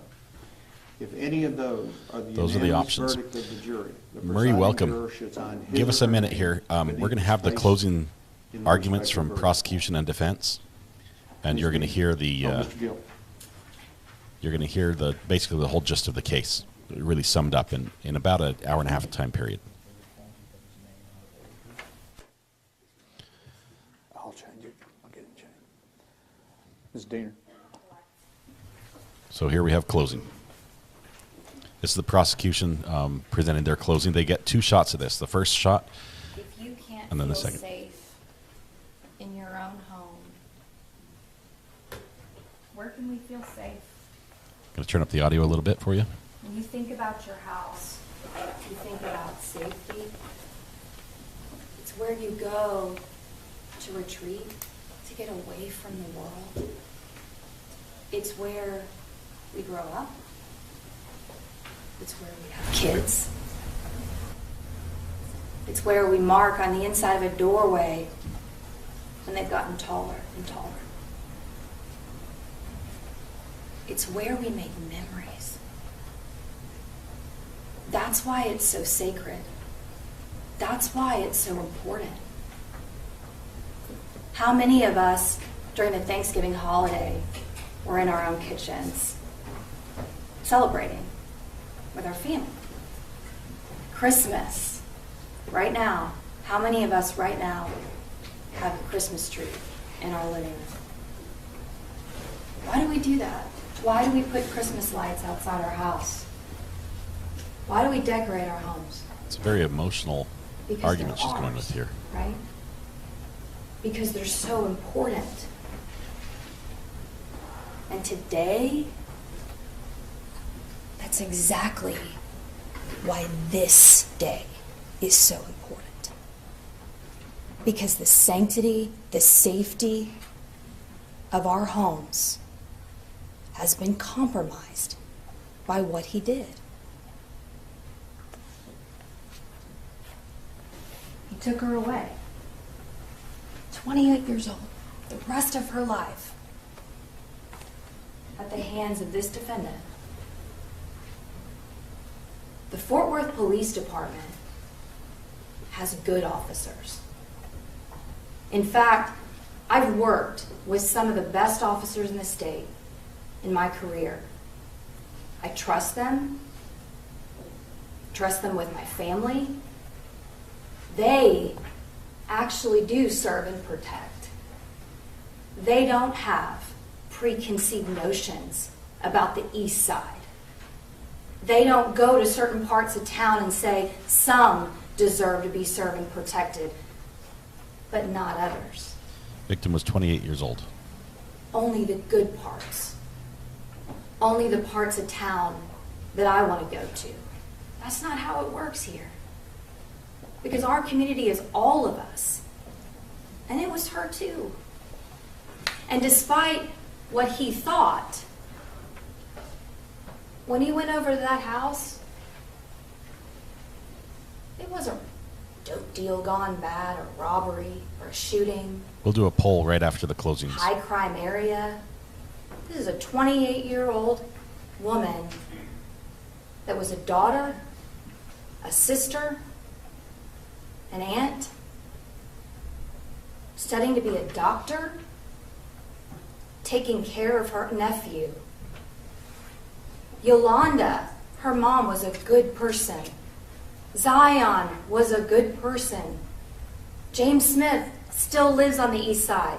He's a good person. This His isn't family evidence. This are is good people. them presenting what they think happened. When you put on that badge and you put on that uniform, you say you're going to serve and protect us all. That means her too. And the Fort Worth Police Department, those officers that do serve and protect us and don't have those preconceived notions, that did a thorough investigation in this case, are ashamed that they ever called somebody like him a brother in blue. Because it means something when you put on a badge. It means you don't go to a house with a preconceived notion because you want to have that kind of power. Haven't we all met an officer that just likes being an officer a little too much? I've been pulled over by those guys before. Power hungry, tunnel vision, it's a little scary to me. Those people that we don't... I object to that being outside the record and an expression of the prosecutor's personal opinion, which is absolutely irrelevant to this jury. Sustained, stay within the record. Ask the judge, ask you to instruct the jury to disregard the last comments of counsel. The jury attorney will disregard the last story. And throughout the course of their entire investigation, what did the Fort Worth Police Department determine? They talked to all of these witnesses. They looked at all of the evidence in this case. What you guys got over the last 2 weeks, that's what they had. Forensic interview from Zion. There was no witness 911 interviews. call. They talked to folks. It was not emergency. The autopsy report, the photographs, the body camera video, frame by frame by frame, just like what we watched. They went through all of that, and they determined it's murder. They issued an arrest warrant, and a district judge signed saying this is murder. The question in this case has never been, is it murder? The question that they raised this week was, is it self-defense? Is it self-defense? And what's really important about the court's charge is this is the law that applies. We do not view it based on what he says and only what he says. A person doesn't get to harm another, get up on the stand and say, well, I was doing it in fear of my life. And we just let them go. We just take their word for it. Imagine that scenario. Imagine what would happen if that were the law. Then not one single person would ever be held responsible Tom, that's and the feed from the accountable courtroom. for what they do. The if judge they can comes just in say it stereo. is, She so comes in it a left is. channel. That's not the way that it works. They've got mics at different places, and What they're the not law balanced. is, and what you guys have in front of you, is that it has to be a reasonable belief and immediately necessary. And so how do we define what's reasonable, right? That's also in your court charge. It's a belief that would be held by an ordinary and prudent person. All of you guys, with what he did out there, was that reasonable? Was that immediately necessary? And here's one very important part, and I can tell you right now, when they get up and talk, they don't want you to focus on this. This is the law. This is what we're charged. This is what we're bound by. Unlawful deadly force. Unlawful force. The only way that this conduct is justified by this defendant is if it's reasonable to all of you, what he did, immediately necessary, and the most important part is her, meaning Atatiana's, unlawful force towards him, or unlawful deadly force. The only She way never pulled the he is trigger, so there wasn't justified in his like force. There was a conduct threat of force, but it would have been is that unlawful it's the had she pulled the degree trigger at that actor time, because you reasonably can't shoot through believes the window. Deadly force is immediately somebody. necessary to protect the actor being the defendant, against the other person, Atatiana. Arguably, you shouldn't be able to shoot through the window and against somebody too, right? You can have it both So ways. think about that for a minute. What has been unlawful about what Atatiana did? We have not seen one shred of evidence that anything that Atatiana did was unlawful. In fact, we heard quite the opposite. You can be in your own home, owning a weapon, owning a gun, and you can protect yourself in your home. That's one of the most fundamental rights. That's the reason we all feel so safe. Atatiana Jefferson didn't commit any criminal act by walking up to the window with her gun, thinking someone was outside.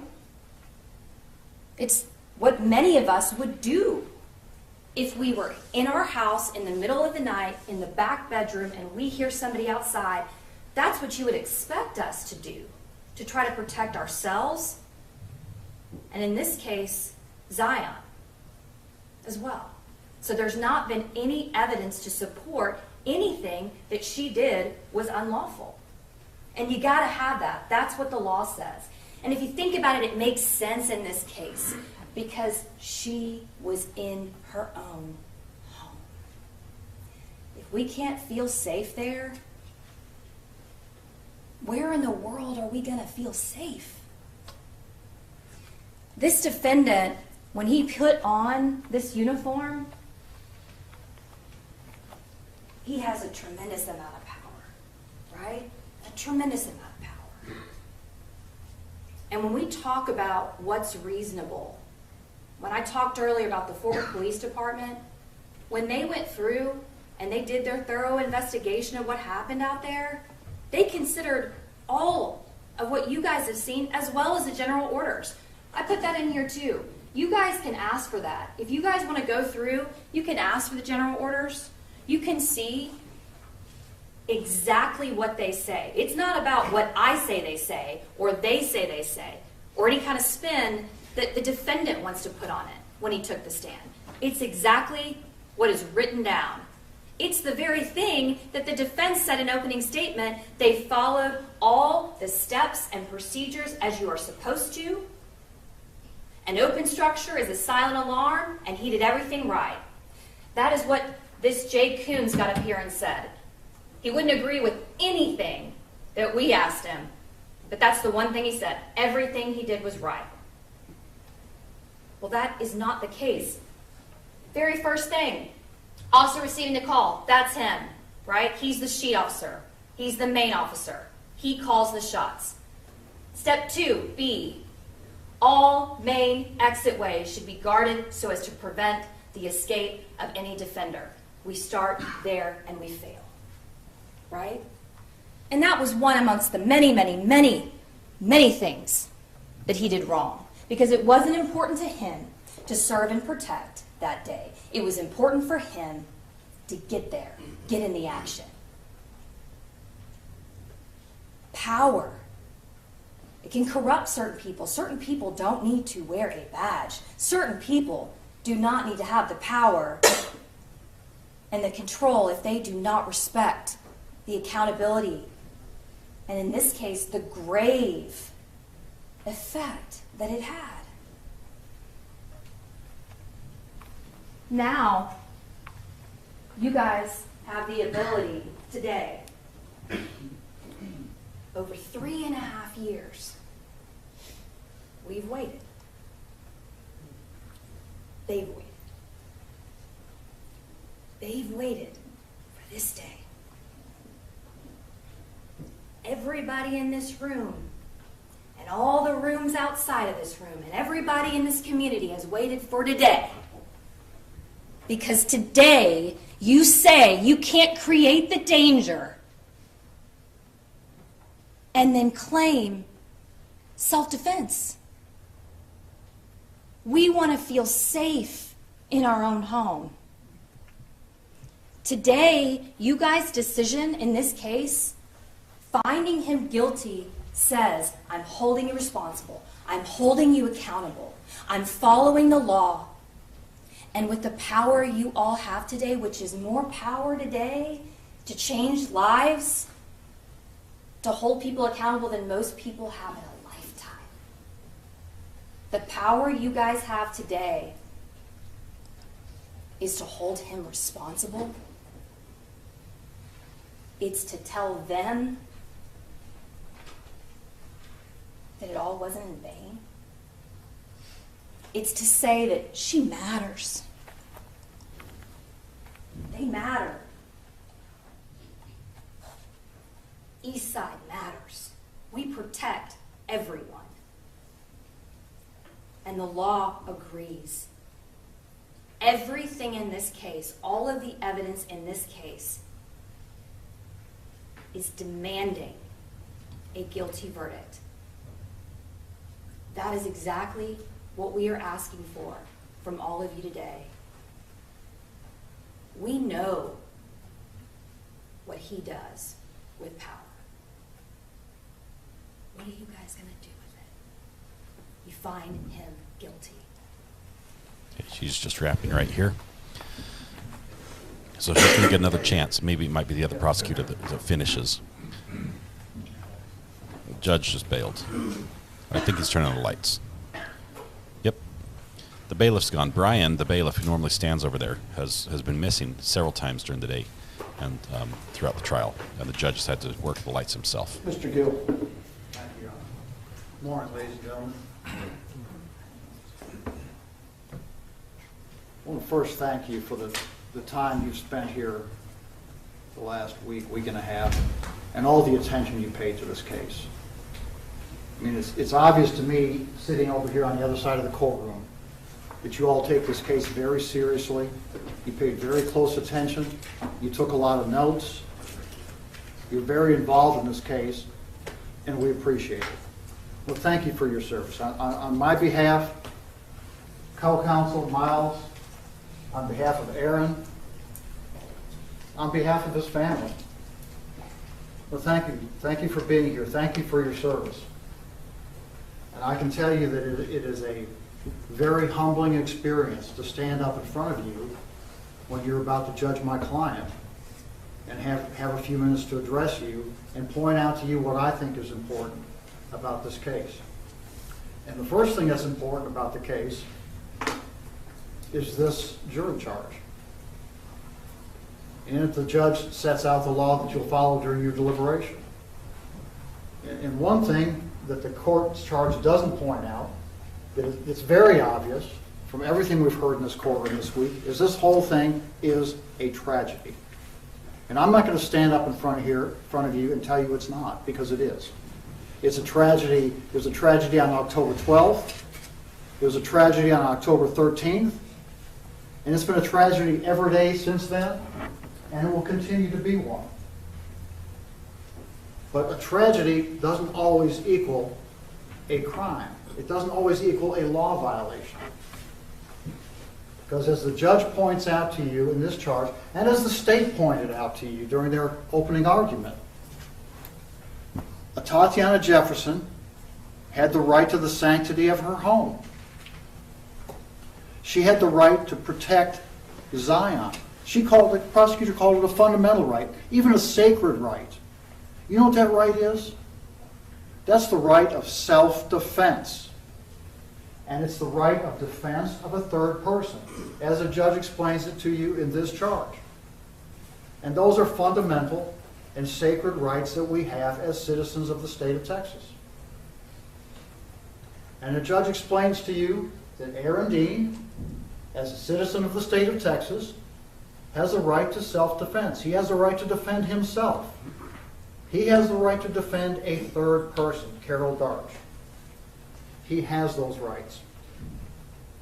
And the rights we have as citizens, the right to protect ourselves, the right to protect in our home, Atatiana Jefferson's rights the night of October 12th of 2019, she had those rights up until the point that she pointed a firearm at a Fort Worth police officer. Because we never, under the law, ever have the right to point a firearm at a uniformed police officer. The rights stop there. Because that conduct is a first-degree felony under the laws of the state of Texas. And it's a crime. And it's an unlawful act. The judge also tells you in this jury charge that even though Aaron has been arrested for this and charged and indicted, that is not any evidence of his guilt. That the standards for arresting someone and charging someone are very low. The judge is wearing the microphone right at his throat. The standard of proof of beyond a reasonable doubt is the highest standard we have under our law. It doesn't take much to arrest or charge someone, but it takes a lot of evidence to convict someone, and that's the way our law ought to be. That's been our law from day one when this country was founded. When we passed a Constitution and a Bill of Rights, that's been our law. And it's been the law ever since, and it's the law today. So not only does the state have to convict a person of a crime beyond a reasonable doubt, you heard from this jury charge that the state has to remove all doubt in your mind as to whether or not this was self-defense or defense of a third person.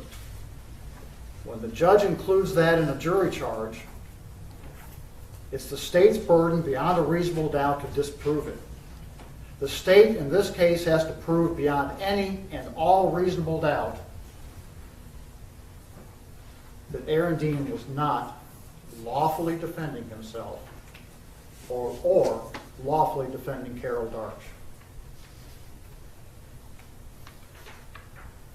Judge also tells you in this jury charge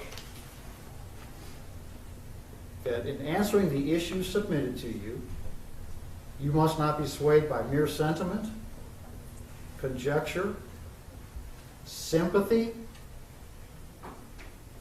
passion, prejudice. He just drinks very loud. Prejudgment? That's all. Public opinion, or public feelings. It's not your job as members of this community to see that one thing or another happens in this case. It's your decision as jurors based upon the law that the judge gives to you and the evidence that you've heard from that witness stand. There's no one else in this community other than you has heard what you have heard from this witness stand. You are the people that the community has placed in this position of trust. And you are the people that have taken an oath to follow the law of the state of Texas, which is given to you by Judge Gallagher in this jury charge. You are the ones that during the jury selection process of this case said that you could follow the law as Judge Gallagher gives it to you, as it's contained here. During jury selection, you have a right to tell us how you feel about things. That's what you told us. Now, by your oath, you are bound to follow the law.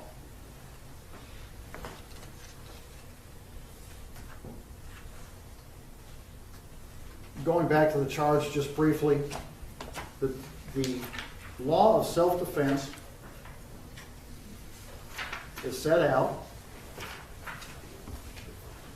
starting on page 7. And the judge clearly instructs you that it's a justification or a defense under the law to be defending yourself or defending a third person. Halfway down the page, a reasonable doubt on either of these two defenses requires that the defendant be acquitted, found not guilty. A person's justified in using deadly force against another if the actor reasonably believes it's immediately necessary to protect himself or to protect that third party. What is more immediately necessary than having a handgun stuck in your face? And you heard from several people, starting with Aaron, that handgun was this big when he saw it. And then it was explained to you by Dr. Coons and even by the state's expert, Mr. Priest, that that's called tunnel vision, that the officer's view comes down to 2 or 3 degrees and they focus on that weapon as a robbery victim would. And you've all heard it described in the news, the robbery victim described the weapon as being as big as I'm going to object, Your Honor. That's outside the scope of evidence. Stay within the record. That's what the expert witnesses That's right. You go ahead. They described how robbery victims view a firearm with one stuck in their face and they're startled by it. It's huge. It's their focus. It's the focus of the officer's attention when that happens to them.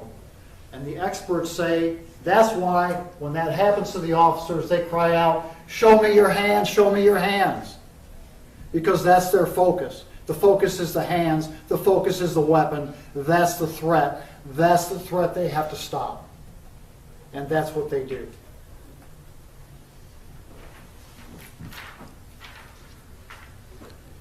It was probably less than The application less of the than law 10 to the feet. facts, page 9. The judge first instructs you on the application of the law of self-defense to the facts of the case and tells you if you have a reasonable doubt or if you believe it was self-defense, you find Aaron not guilty.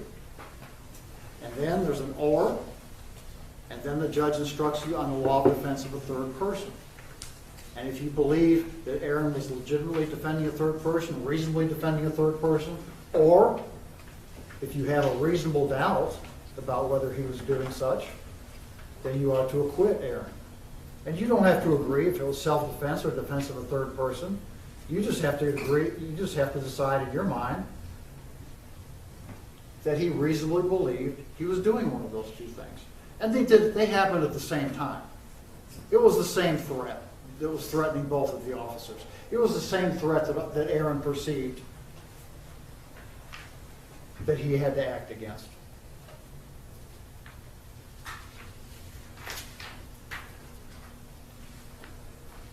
The judge tells you that there is a lesser included offense, the offense of manslaughter. Manslaughter is recklessly causing an individual's death. The law of self-defense and the law of defense of a third person applies equally to manslaughter as it does to murder. If you believe that the actions of Aaron constitute manslaughter, then he has a right to defend himself and defend Carol Darge also under those circumstances. And I'm not going to stand up here and insult your intelligence and waste your time by telling you that Aaron did not fire the fatal shot in this case. He did that. He took this witness stand and took an oath, even though he didn't have to, even though the judge would have instructed you to not consider his not testifying for any reason, even though he knew he had to come up here and face cross-examination by experienced prosecutors. He took the witness stand because he wanted you to hear everything. And he told you what happened. And then he was cross-examined. And he told you again what happened. And we know that what Aaron said is correct and truthful because it was the same thing that was said by the other two eyewitnesses to what happened out there that day. We can't really discuss what Aaron told you about what happened without discussing what Zion Carr told you what happened. And remember the circumstances of how Zion Carr testified? He was the state's first witness. And he took this witness stand right over here and took the same oath that everybody else agrees to take. And he answered questions from the state of Texas. And then he answered questions on cross-examination, like any other witness would have to do. And Zion Carr's testimony took a real different turn from the truth during his testimony. Now Zion's a good kid. You can tell from looking at him. He's a good kid. He came in here, he was well-spoken, he was intelligent.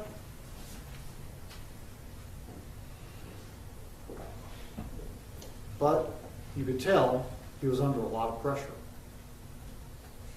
And a lot of time had passed. So Zion succumbed to the pressure and testified differently from the truth. But fortunately, we know what the truth is. Because as soon as police got on the scene, they separated Zion from the scene. And they got him almost immediately to an experienced, trained, qualified forensic interviewer named Lindsay Dula. And Lindsay sat down with him and had a conversation about what he had just seen. And what he saw mirrors what Aaron saw. Because Zion Carr told you he was seated, he was laying on his aunt's bed, further away from the window than she was. And she said, I heard a noise. And she got up and went down by the window and got her gun out of her purse. And then she took that gun and she made sure she had a hot chamber. She already had a hot chamber. So she ejected an unfired round onto the floor, which was found at her feet by crime scene officers.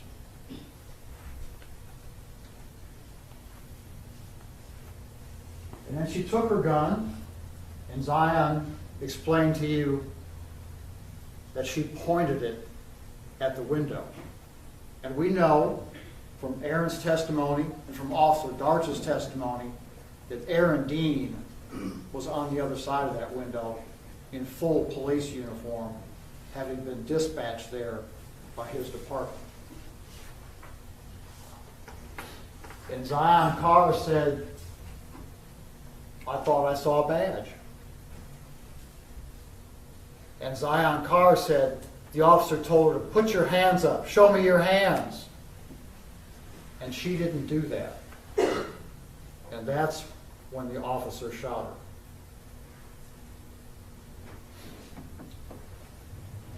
She got an information about her weapon.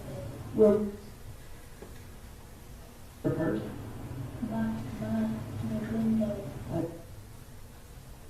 In her room or in a different room? Her room. Her room, okay. You said she got her weapon. Tell me about her weapon. It was a gun, and she told me and gave the order, shot her, and then she got the gun and she was crying. You said she got her gun and she pointed. Did you see her point the gun? Where was she pointing the gun? At the window. Did you see anything through the window? Yeah. Tell me what you saw. I saw the gun out the window, and I thought I saw a bag. You think you saw a gun and maybe a badge, and then you saw one flashlight outside the window? Could you hear anything when you saw the flashlight? Yeah. Tell me what you heard. She said, put your hands up. Did you hear anything different than put your hands up? And then I heard put your hands up now. To put your hands up, then you heard put your hands up now. Okay. And then what happened? And then she didn't do, then they shot her. Did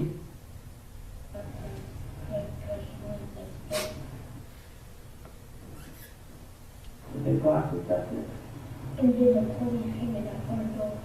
They came in the front door. The lady phone police come in, and I said, I don't want to go there. She said, I'm not going. And I said, well, I'm going to lift it, and she didn't say nothing. She just told the other police was on the end. I'm not saying she just said, look.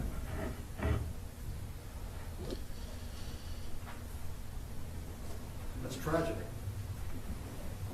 It's tragic what happened. It's tragic that Zion saw it happen. But Zion saw enough to even know that it was the male officer, not the female officer, that had to shoot his aunt. That's what Aaron said. It's a mirror image of what Aaron Dean told you about what happened out there. And we know that it's true because that's what Zion said shortly after it happened. And that's what Aaron said happened out there that night. And the third eyewitness that you heard from about what happened out there was the body cam video. You heard Grant Fredericks, the expert from Spokane, Washington, who is an instructor at the FBI Academy and many other places about forensic video. He obtained what's called a first instance copy of that video. He compared the hash number of the video he received to the audit trail from Aaron's body-worn camera and ensured that he had the original video, the best copy he could get. And he interrogated it. And based upon his interrogation of the video, he came in here to court told you what he saw on the video. And he saw the same things that Zion and Aaron saw. He saw the woman in the video, the woman on the other side of the window from Aaron, raising her arm with a dark object in her hand. The dark object, you know from the statement of Zion and the testimony of Aaron Dean, was Atatiana Jefferson's firearm. A deadly weapon. The kind of things that police officers are trained to deal with. You heard the term officer safety mentioned several times during trial. Fort Worth police officers spend a week in a school called officer survival so that they know how to deal with situations like this. And they also know how to deal with situations like this from their general orders. And their general orders tell them, based upon the law of the state of Texas, the law of the Supreme Court of the United States of America, the statutes of the state of Texas, the right to self-defense, the right to defend a third person, that they have the right and they should meet deadly force with deadly force. And you recall during jury selection, we asked you, does an officer have to wait until he's dead before he exercises his right of self-defense? Of course not. That's the whole reason we have a right of self-defense, is to defend ourselves. To make sure that no one uses a deadly weapon on us, to save our own lives, to save the life of a third person. That's why that law is on the books. And Aaron had the right to do that night. And that is unfortunately what he had to do. Several witnesses told you that police work is inherently dangerous work. It's a balancing of risks. Police officers go out every night and deal with situations like this. Fortunately, most of them do not involve the confluence and continuum of events that happened in this case that unfortunately led up to this situation. And you heard about what that situation was. Mr. Smith from across the street called the police. In his mind, he wanted them to go check on his neighbor. But that's not what he told them. He told them that there was an open door over there, and he wasn't sure what was going on. He told them about the cars parked in the driveway. Now, police have rigid rules about how they deal with that kind of situation. When someone calls the police take the information given in the call and they code it. And they dispatch their officers accordingly. And in this case, the buzzwords that Ms. Talbert, the call taker, heard was open structure. So Aaron and Carol were dispatched on signal 56, which in police jargon is an open structure call. And they are told in their general orders, generally, how they are to deal with an open structure call. And they went out there and they dealt with their open structure call. And you know from your experience as a citizen, that when police officers are called out on a call, they do what's necessary to do a proper investigation. And their proper investigation in dealing with an open door, an open structure, a silent alarm, whatever it might be, is they go check the structure. And checking the structure requires them to get on the property and have a look at it. And that's what Aaron and Carol did that night. Unfortunately, they did not get a chance to complete their investigation. You heard a lot of criticism of Aaron about how Aaron handled that call. a lot of Monday morning quarterbacking about how Aaron handled that call. Mr. Priest, that was called by the state of Texas to testify in this case, had all kinds of problems with how Aaron handled that call.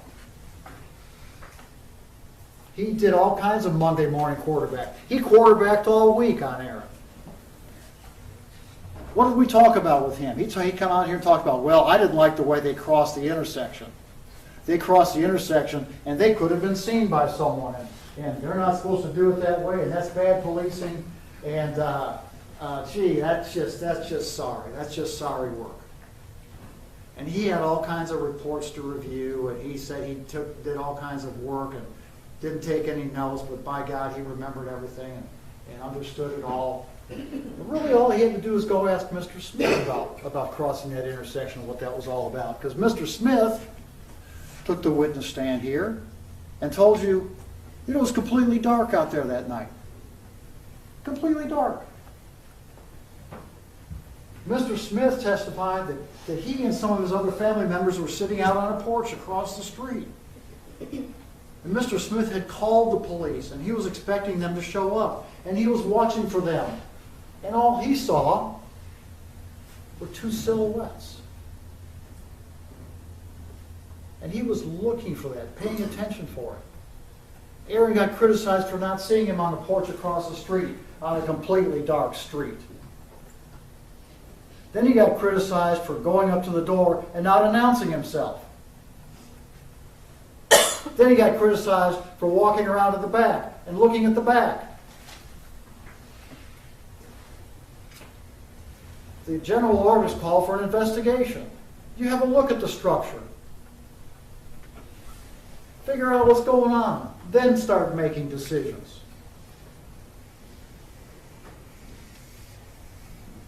If Aaron had walked up to the front and announced himself, and there had been a burglar in the house, what the burglar would have done? Go out the back, of course.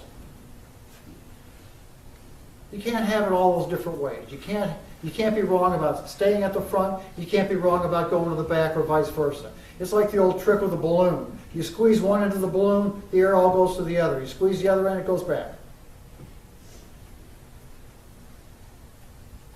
It's simple. You go out there and do the best you can. I think it was the other guy who made the trailer park comment. Sniper's nests, we talked about that, and I don't know. I don't know how we got that far off of reality, but we did. But they were out there doing an investigation. And Mr. Priest criticized Aaron for not checking the deck lids on the cars. Like what? A burglar crawls in the trunk of the car and hides out waiting for the police? Now, come on. That doesn't happen. But then Mr. Priest forgot about something. He forgot that several years ago, he worked on a very, very, very similar case in Fort Worth, where a man was shot by Fort Worth police officers in his own garage. Police had been dispatched out there on an alarm call and went to the wrong house. The garage they shot the man in was the wrong garage. It wasn't the garage of the house they were supposed to be at. And the man didn't put down his weapon, and he was shot by the police.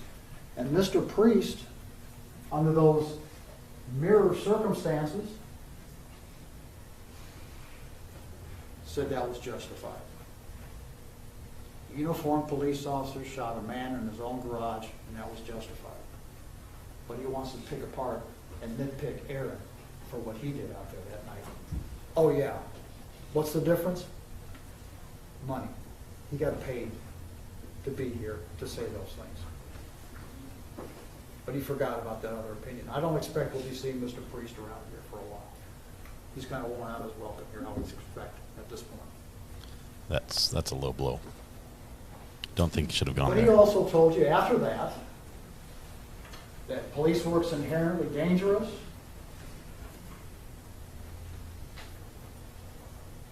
He told you that he was asked, do officers deviate from general orders? You know what his answer was? Of course.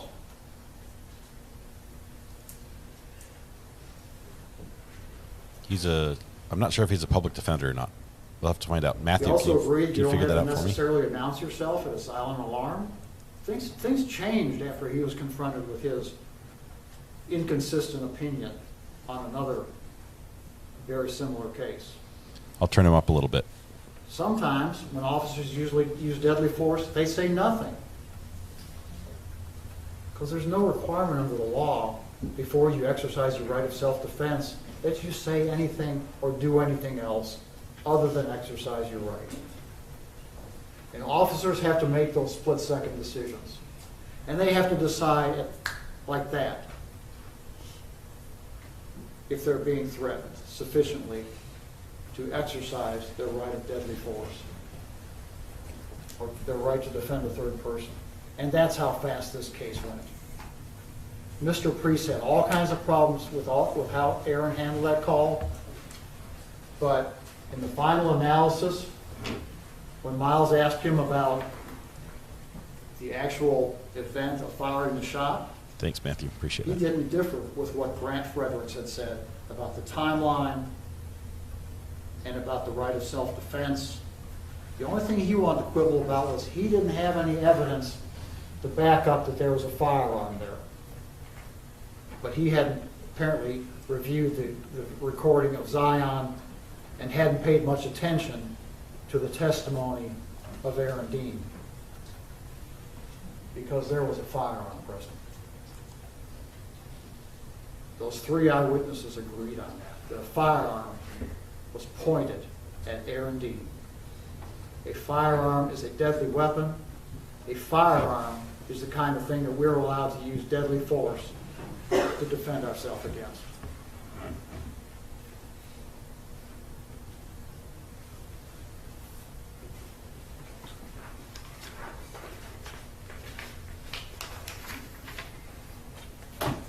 Police work is inherently dangerous work.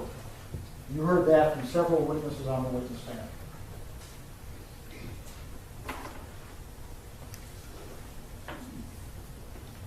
Pointing a gun, a firearm, at another human being is an aggressive, provocative act. And it's an aggressive, provocative act that draws a response of self-defense in defense of a third person. Aaron's actions that evening were justified under the law of the state of Texas. I was wrong, Rick. Aaron was a police officer in full uniform. You saw the photographs of him. He had Fort Worth PD, FWPD. The lead attorney across that his passed away was watch cap. also a cleat attorney. He had distinctive patches on both shoulders. He was wearing a badge on his chest, a distinctive uniform. And when he's wearing a distinctive uniform like that, when any officer is, This they is have a defense right, closing here. a reasonable right to expect that members of the public understand that they are a police officer and that they are protected from aggressive, violent, provocative acts of other citizens. They have enough to worry about out there on their job.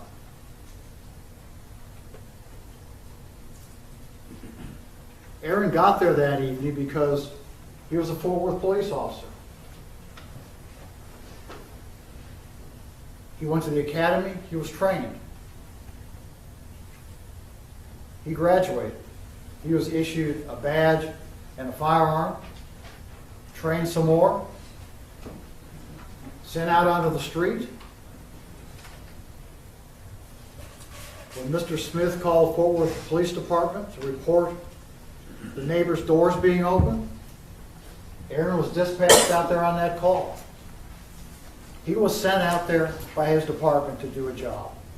Eagle Spray, the job bullet on the was floor had been unspent. check She had that cycled building, the action check to that load it, residence. but it was already loaded when she did that. Under the general orders. So the round on the floor had and not see been what they fired. had. No one knew what they had. Mr. Smith, you recall, said he didn't go over there himself. He didn't go up to the house and knock on the door. He didn't go holler out to the neighbors. Gotcha, to see Matthew. what Thank was you very wrong. much. He didn't go past the car, past the back bumper of the car that was parked in that driveway. Why not? What did he tell you? Because he didn't have a weapon. He could have walked up to that door and knocked. He could have hollered out to the residents, "Hey, Mrs. Carr, hey, anybody in there, everything okay? Front door's been open for hours. I've never seen your front door open before." He didn't do that. And he told you the reason was he didn't have a weapon. So he relied on the Fort Worth Police Department to go over there. Don't believe he was fired. I think he resigned. Everybody in the world knows the Fort Worth Police Department carries a weapon. Every one of them. You have 10 minutes. Thank you. Got a 10-minute warning.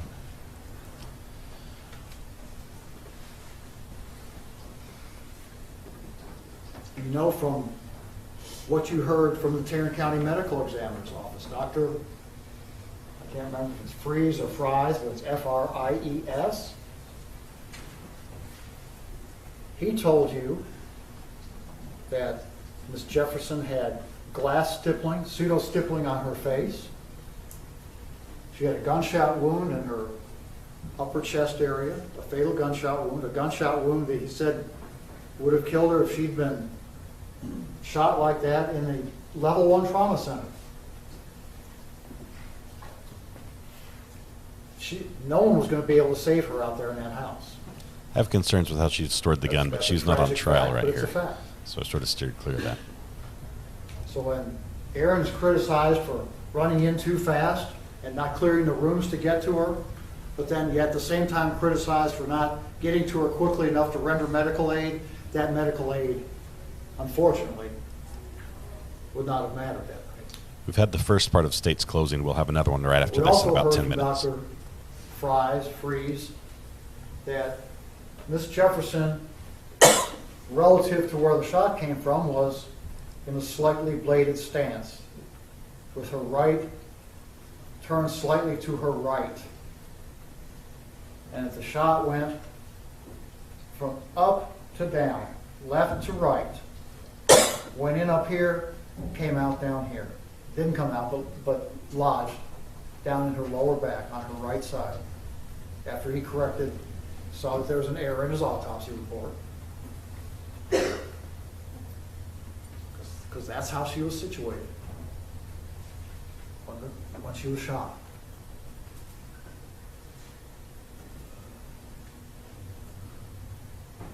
She didn't have any pseudo-stippling on her hands because her hands were out in front of her, closest to the window, underneath where that cone of glass entered the room. The medical examiner's testimony mirrors the testimony of Zion and Aaron and Brent Fredericks, because the position is correct. It all fits together, ladies and gentlemen. It all fits together. And from Aaron's standpoint, which is how you are to judge his reasonableness that evening, he saw a firearm pointed at him, and based upon his training, he reacted. He reacted tragically. Good luck, but Roxanne. he reacted correctly under the law. The state cannot prove to you beyond a reasonable doubt that this was not self-defense. They cannot prove to you beyond a reasonable doubt it was not defense of the third person, because it was. He reasonably believed that his actions, his deadly force, was immediately necessary to counter her use of unlawful deadly force, because it is always against the law to point a handgun at a uniformed police officer. And that's what happened here. It's tragic. but it's not an offense under the laws of the state of Texas. The jury charge contains verdict forms at the end. The proper jury verdict form for your use is the top one, which says, "We, the jury, find the defendant, Aaron York Dean, not guilty." He's not guilty because he validly exercised his right of self-defense on that occasion. And he validly and reasonably exercised his right to defend a third person, that being Carol Darch, who he had every reason to believe, based upon training and experience, was going to be right behind him where her training told her she needed to be. And she was. And she was in the line of fire, just the same as Aaron Dean was.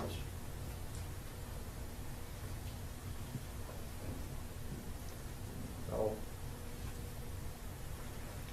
nothing that we do here this week is ever going to bring Miss Jefferson back, unfortunately. Nothing can change that. But by the same token, the tragedy should not be compounded by finding guilty a man who is relying on his rights as a police officer and his rights under the laws of the state of Texas. We would ask you to find Mr. Dean not guilty of these charges. Thank you very much for the time and the attention that you've given me this morning. Mr. Smith. Okay, here's the... Your Honor? Yes, sir. That's perfect.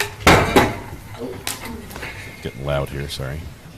So this is the final bit. The state and the defense have the same amount of time for closings, but the state divides it into two parts. So they go first and last, and the defense goes in the middle.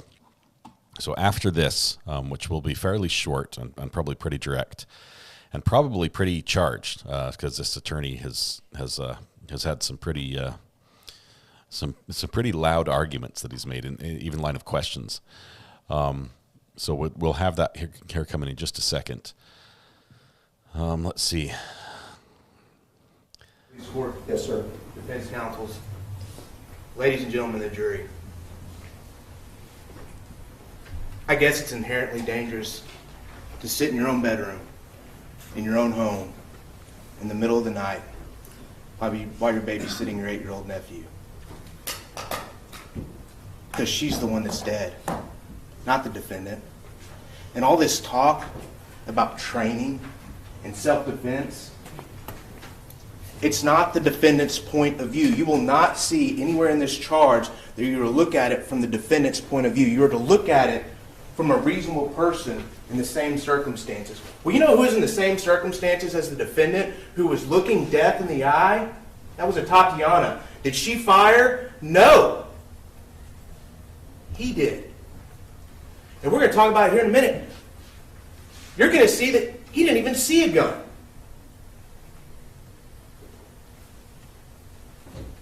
But let's talk about how we got there on October 12th, 2019.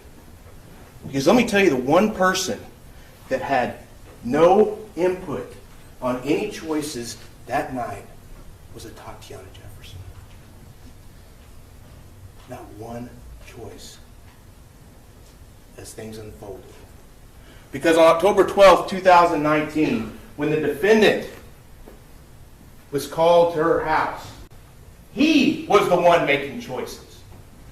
When he approached that front door, he could have knocked and Atatiana would still be alive. When he approached that front door, he could have said, "Fort Worth Police," and Atatiana would still be alive. The general orders are here for a reason. They're here to guide these officers so they get home safely and the citizens of Tarrant County of Fort Worth are protected and served. He shouldn't be waving his finger right in that guy's face. Atatiana Jefferson was not protected or served on October 12th, 2019. The defendant's own words. They want to argue about Dr. Priest or Mr. Priest or Dr. Coons. Dr. Coons couldn't answer a question. If I would have asked him if the sky was blue, he would have said, maybe, perhaps, there are other factors. The man couldn't answer one straight question. What does that say about his credibility? If there's a conviction, I The believe there would defense's be witness statements. wouldn't even answer one question after he saw the defendant time and time again sitting in that seat, look at you under oath and say, that was some bad police work. That was some bad police work. Dr. Coons watched him admit bad police work over and over again, then stood up here and told you he did everything great? The defendant knew he didn't do everything the right way. And when you look at the general orders for silent alarms, because that's what you can look at, it's in the exhibits. It says, if you see signs of damaged entry, you shall call for backup. What did the defendant tell you on Monday? I thought the window had been, the screen door, there was damage. Someone had broken in. There was a screwdriver right next to the door. That's signs of forced entry. Signs of forced entry. His general orders say it. Signs of forced entry, you shall call for backup. But he ignored that. It's getting loud. Because, you see, you know who the defendant really is as he testified. You know. I mean, he cracked a joke. I guess I just should have stayed home that night. Someone lost their life. He's supposed to be testifying in his own defense, and he's cracking jokes from the witness stand. I guess I should have just stayed home that night. Well, Tatiana was home, and she's no longer here because of what he did. The choices he made, the choices that she had no input into.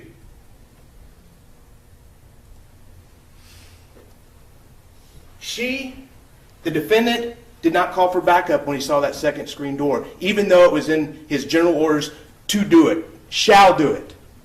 So he kept going, because that's who he is. Gung-ho, hard charger. Ignoring his own safety, ignoring Officer Darch's safety, he leads her into that backyard. And I guess Dr. Coon says if you don't want the police in your backyard, you better lock your gate. All of Fort Worth better go lock your gates right now, or I guess the police can just go in your backyard whenever they want to. Or was that as ridiculous to y'all as it was to me? We have a reasonable expectation of privacy in our homes, just like Ashley talked about. Just like you know, home is where you feel safest. Home is where you know you can protect your family. Home is where you know you can care for your nephew while your mother's in the hospital. But the defendant didn't care about any of that. He was going to get in that backyard. Regardless of that front entryway being completely open, anyone that was in that house could have taken off running. Anyone in that house could have come back around and shot him in the back. He wouldn't have known it because he didn't care. He didn't care about the general orders. He doesn't care about who's in that house. He's a hard charger. He is gung-ho. He was going to get in that backyard. And Atatiana's sitting there playing video games, watching Zion, knowing that this defendant is making life-ending decisions, and she can't do anything about it because she has no idea. So now they get to the gate, and he opens the gate, and they get inside, and they get to that back window. He'd been shining his flashlights all over the cars, shining his flashlight in the back window. Now, again, it's a reasonable person, but I want each of you to think, what would you do in the middle of the night if you heard a noise in your backyard? And your children, your grandchildren, nieces or nephews, whoever it may be, are there with you. And you know... No, Edward, that was not really brought up. ...only line of defense for their protection. And you hear that noise, and you see a flashlight in your backyard, and you know that you have a gate. It's going to get loud here, you can tell. What would you do? You would do the same thing that Atatiana did. She's in her own home. She sees somebody she doesn't know in that backyard. Zion's on that bed. And she knows that she's the only person that can protect Zion from what's happening in that backyard, because don't forget, she had no idea what decisions the defendant had made up to that point.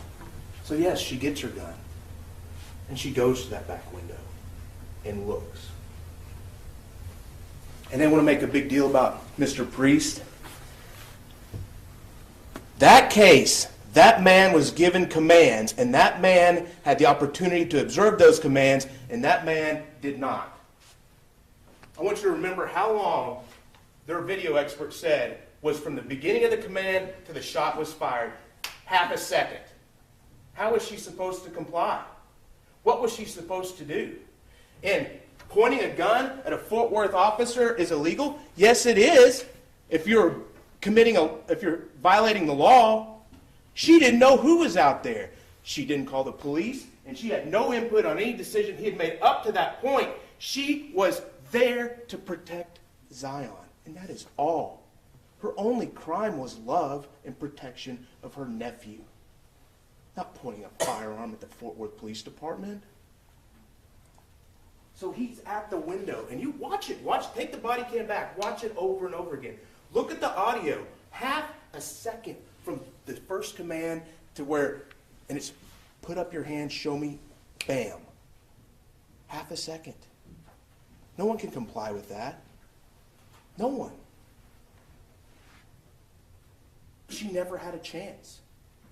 She never had a chance. There was nothing she could do. Nothing that she could have done could have changed what was going to happen, because that man decided when he got to that home that he was going to be a hard charger, he was going to be gung-ho, and he was going to take command of this situation. All while she's just there trying to protect Zion. And she died at his hands. So now we're at the window.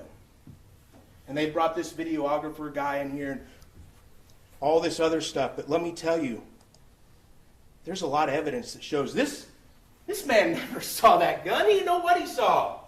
He just shot. He didn't shoot 2 or 3 times to make sure that the threat was over with. He shot 1 time. And their expert, one trial, he's saying it takes a second, a third, a second and a half for the brain to make a decision and for your hand to react. But no, this one's different. This one's different because it's a different case. Or is it because it's a different legal theory? I'll switch it up for whatever the defendant needs. But regardless of that, you know that she didn't have that gun up, because I want you to remember, as the defense attorney questioned Dr. Freeze, we talked about the cone of glass. Now I'm way out here, State's Exhibit 38, 39. I didn't hear any testimony about him being a hard charger. I might have missed it, though. I didn't listen to everything 42, all the way through. 43, 71, 72, 73, 74, and 75. Those are her hands, folks. When the defense attorney gave his argument just a minute ago, he held his hands up like this. If her hands were in front of her face, they would have been hit with glass. They would have been hit with glass, and you would have saw the same injuries on her hands and forearms as you would have saw on her face. They're not there. You know why? Because the gun was down. Because she didn't know what she was looking at. The defendant testified she was bent over almost perpendicular to the ground. And then the videographer said she's up straight. Well, she couldn't have been up straight if the bullet enters here, like the defense attorney just said, and is found down lower just past her right kidney in the back. She was bent over. And Zion testified the gun was in her right hand. Use your common sense. You didn't lose it whenever you walked to those metal detectors. How must she have been standing?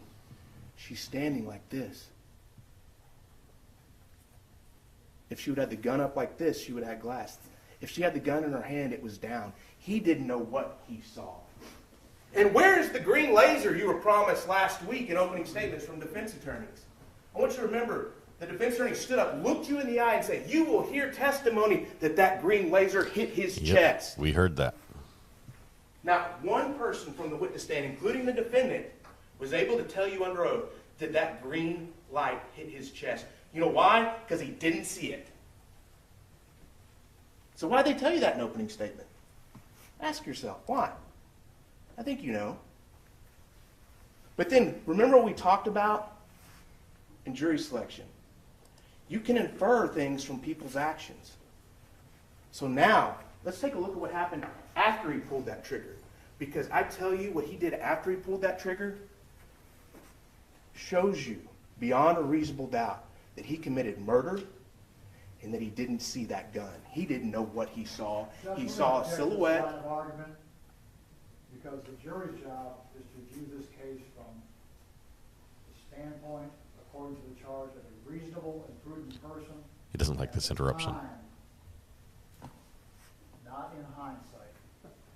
The jury has been instructed. Your objection is overruled. He didn't know what he saw.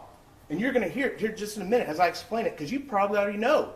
You know because you heard the testimony when he saw this silhouette, and you can take into account what he did afterwards as evidence of what he knew. You may. You can take into account what he did afterwards as to what his intention was at the minute, the second he pulled that trigger, that half second. It's true. They were instructed. There's nothing that says you can't. In the jury instructions. Because it shows you what he was thinking as he pulled that trigger. At first, he just stands around. There's no other shots. If there was a real threat inside that window, do you think he would have just sat in front of the window? Do you think he might have pushed Darch out of the way, got back, retreated to another position? No, he's standing there because he wasn't sure what was on the other side of that window where he just shot. Edward, you're a brave man. Sure. And then, they have been good.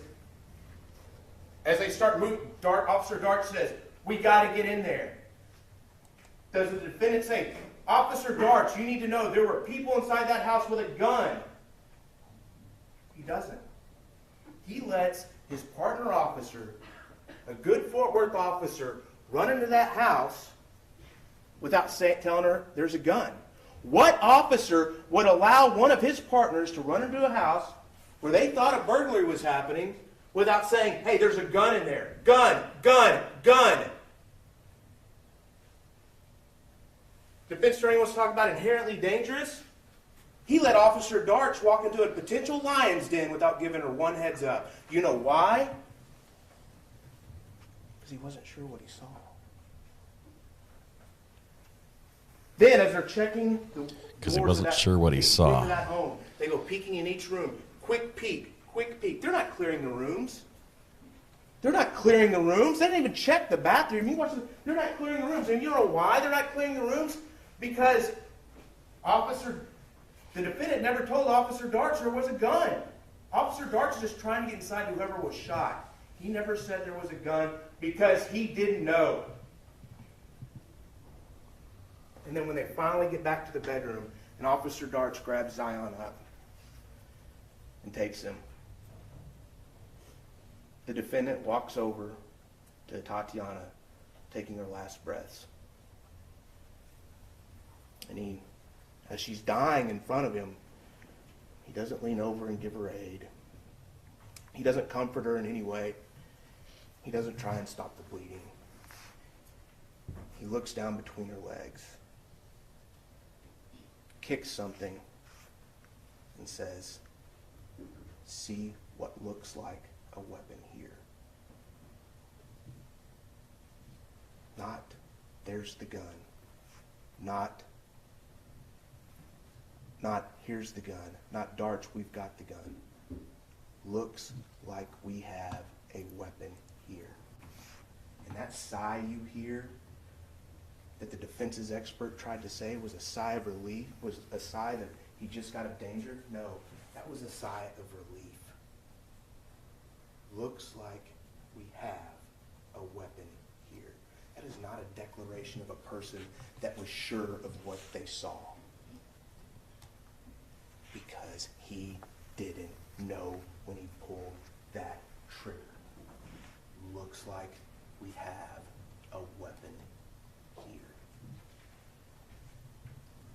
That's how you know that self-defense doesn't apply to this case. That's how you know that we have proven beyond a reasonable doubt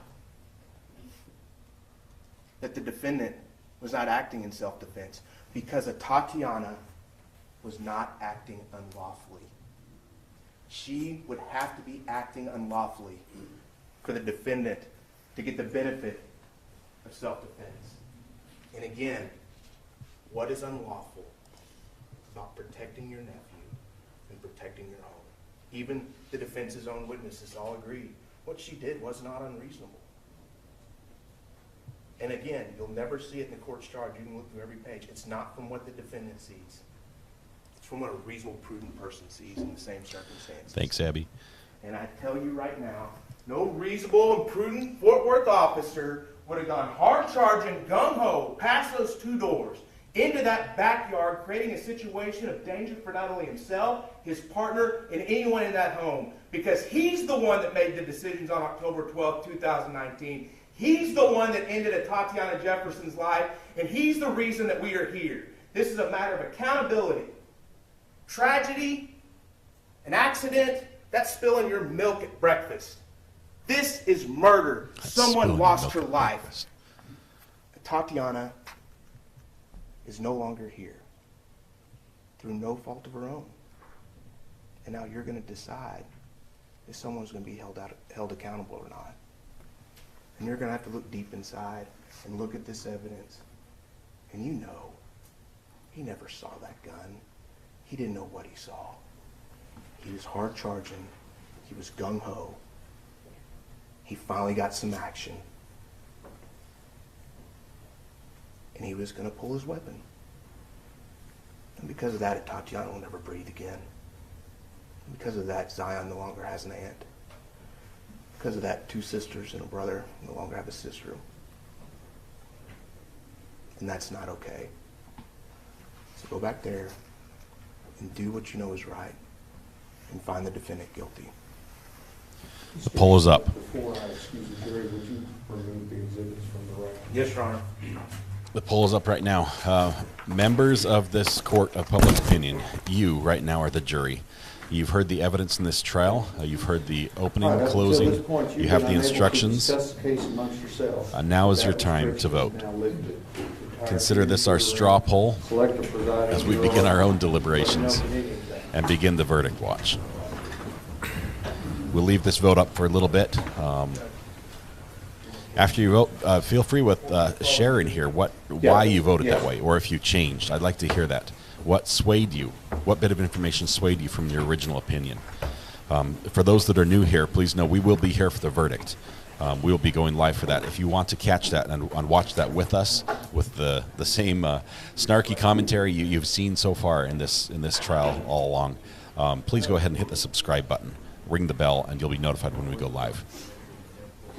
Also say that if you got here and you heard closing arguments underway or jury instructions underway, you missed a crazy police chase this morning. Just a crazy police chase where the wrong guy got bit by a dog. It's on my lives. You can go back and watch that. It was absolutely incredible. You should have time to do this during jury deliberations for sure. What we're probably going to do right now is do two things. We have another case where we have another individual, much like Darrell Brooks. Very different charges, but also serious. But this individual has represented himself in court. And I believe it's a kidnapping charge, a few others as well. And I'm trying to pull it up here. We're going to be watching that. It should start here in a couple hours, an hour or two. This jury is probably going to take some time. We're hoping we get a verdict today. If it comes back today, I'm guessing if it comes back today, it's going to be a not guilty. If it takes more time, it's probably going to be a decision of which one he's guilty of, murder or manslaughter. And I'm leaning, if they do go guilty, it's going to be manslaughter is my prediction. Another pro se, yes, definitely. We're going to be looking at that one as soon as I can pull it up. But it'll be great. I will warn you, though, that he's not like Darrell Brooks. Darrell Brooks did one thing that I thought he would not be able to do. I thought he would not be able to hold his tongue and he was going to let loose the curse words. This gentleman lets loose the cursey words in court. He is not shy of doing that. So I've warned you adequately that may happen. There will be some drama. It will be crazy.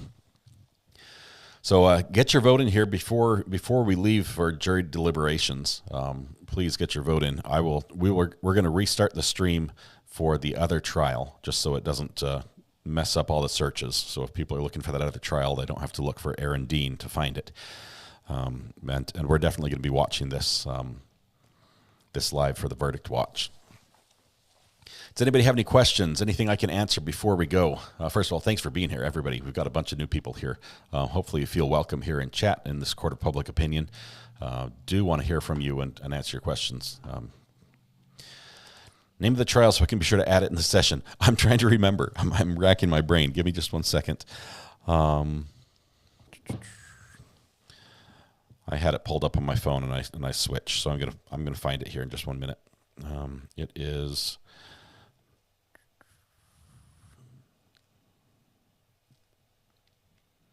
Bradley Yohn, Yohn. And 2 weeks ago was a hearing that he was very upset and sort of dragged out of. Bradley Yohn, that's the one. Thank you, Lindsay. I appreciate that. He's charged with kidnapping. The victim in that case passed away, but they haven't been able to link her death to his crime. So he's not charged with murder. Azimuth, the jury has three possible options here. They can come back first with a not guilty. That's usually put on top. The second one is murder, and the third option is manslaughter. If they find that he committed murder, then they have the option to say it was self-defense and it's justified, and same with manslaughter. But it'll basically be not guilty, guilty of murder, or guilty of manslaughter. That's what we'll get. Just popping in to say that argument was persuasive. Still don't think they have murder, though, says Katrina. He's very good at arguing, and he uses volume effectively. Ashley, yes, correct. That's the case. Illinois versus Brandon. I've got Bradley. Ashley, I've got Bradley instead of Brandon. Oh, yeah, there it is. Bradley.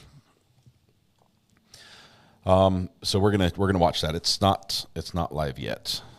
At least not that I can see.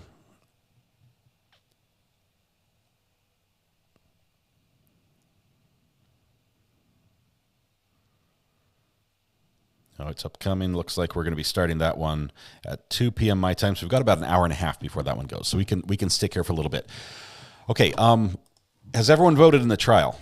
I will tell you it. I think we're much, much closer than we've been on any previous. Let me unpin this message. Any previous poll.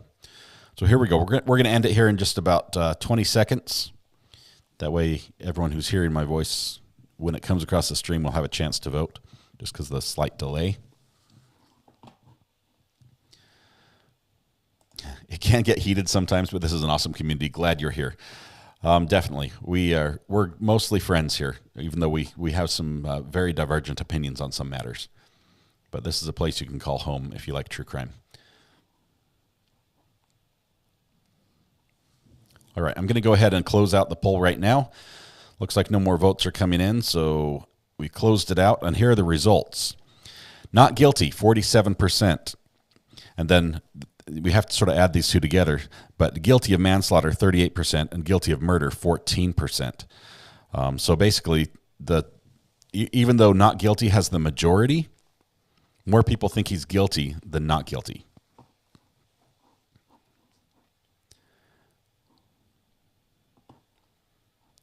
Happy lunchtime. Brent says manslaughter. Aaron Dean was not trained correctly and slightly incompetent. I do feel sorry for him. Yeah, if he had said gun on the body cam, it would have changed everything.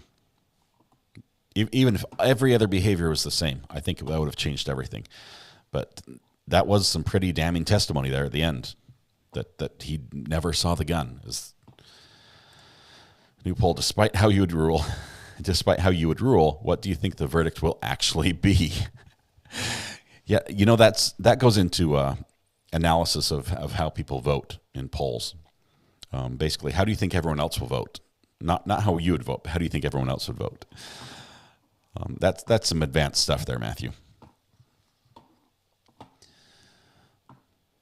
We should watch old trials, see what everybody thinks, although we already know the outcome. For instance, the OJ trial. We have so many trials right now. Honestly, they're starting to stack up, where we have multiple trials happening at the same time, and we have some big ones coming up, especially in January with the suitcase murder. Super excited about that one. That's going to be absolutely bizarre to see Sarah Boone try to talk her way out of a second-degree murder charge for zipping her hubby, I guess her boyfriend, in a suitcase and leaving him there for 11 hours to suffocate. Happy lunchtime. Getting some messages on the burner phone. For those of you that don't know, if you're new here, the channel does have a burner phone number that I publish openly that you're welcome to call and leave messages on, or send a text, or text an image to, if it's appropriate and timely. There's a good chance we'll share it on the stream, or either on this stream or on another stream, maybe on the weekend. But you can feel free to do that. The phone number, as we try to get it put up here. Oh, it's way back here. I'm going to try to type it in chat. Sorry. One of my mods is going to beat me to it. Abby beat me to it already, just like that. The phone number is right there, 801-513-1160. That goes to the burner phone. It will go straight to voicemail unless you're one of the privileged few who's proved themselves through time and time again being indispensable. They have direct access to me through that number as well. But go ahead and leave a message if there's something you want to say, if there's something you want to talk about, if there's a suggestion of some trial you'd like us to see us cover. Just realize we do try to cover live trials where we don't know the outcome yet. And we also want to have a trial where we have access to the video feed. So those are our stipulations, and then we can do that. Sent a link to the burner phone of the judge that ordered the defendant's mouth shut. Had me cracking up. They gagged someone. They gagged him. Judge orders suspect to have mouth taped during sentencing. Wow.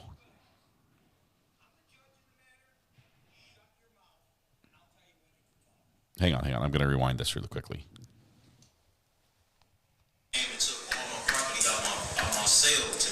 Mr. Williams, I'm the judge in the matter. Shut your mouth, and I'll tell you when you can talk. Okay, so that's one we're definitely going to have to watch sometime. Shut your mouth. I'll tell you when you can talk. Thanks for that link, Tina. I appreciate that. That's the appropriate use of the burner phone right there.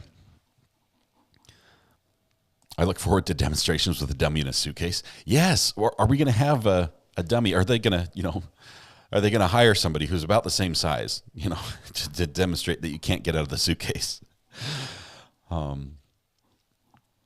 The Murdaugh trial in January will be epic. Yes, I followed along with some of the motions here this last week in that trial. Crazy. The fact that there are, 17 different indictments with like 90 charges or something against him already for all the white-collar crime, financial stuff he's doing. That is bizarre.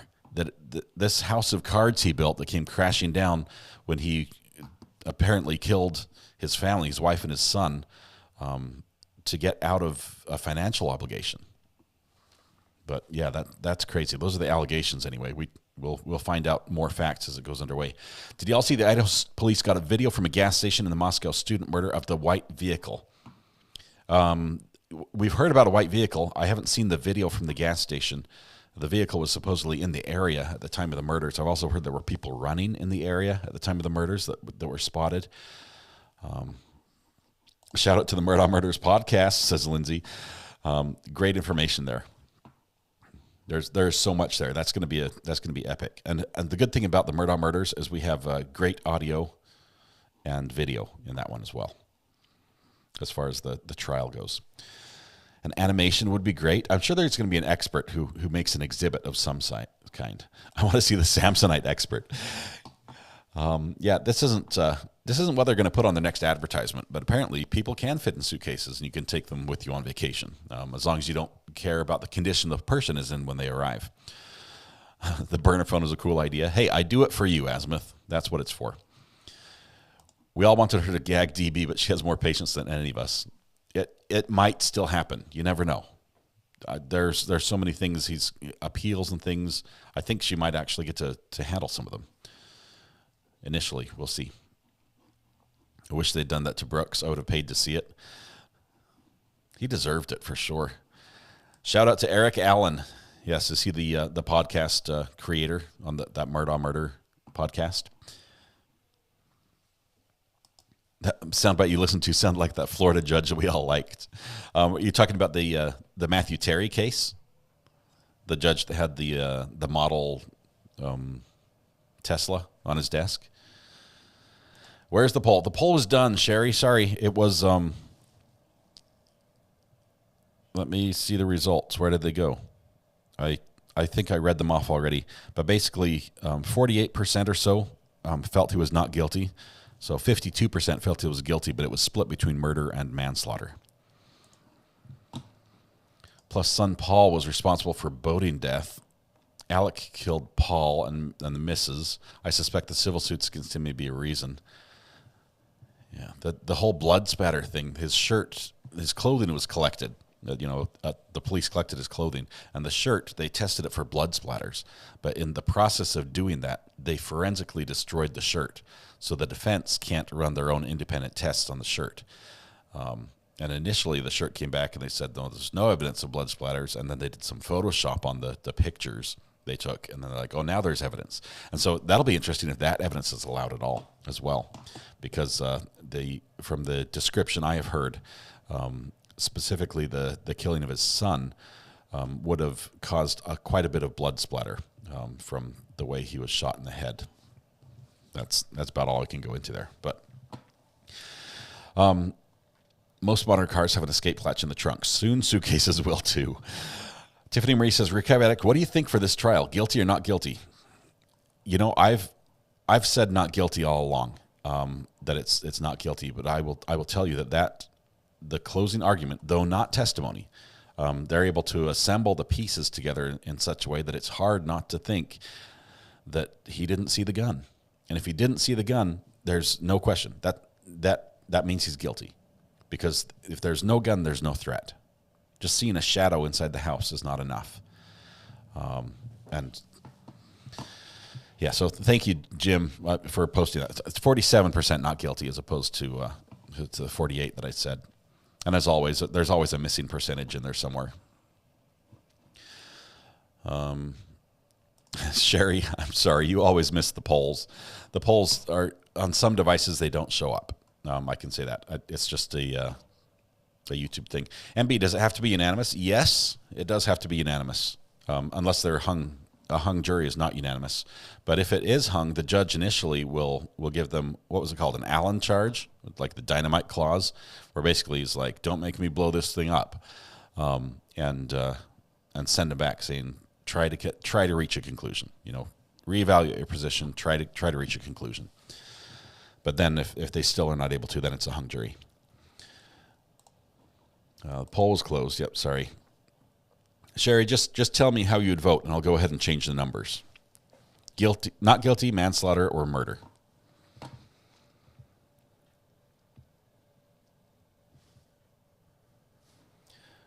Let's see. Tag that says, do not climb inside the suitcase. This suitcase is not acceptable or not suitable for games of hide and seek. Is that what it should say? Or this suitcase has been known to cause death in the state of Florida when playing hide and seek. Something like that. That's what California would do, right? I can see a hung jury in this case. It is tough.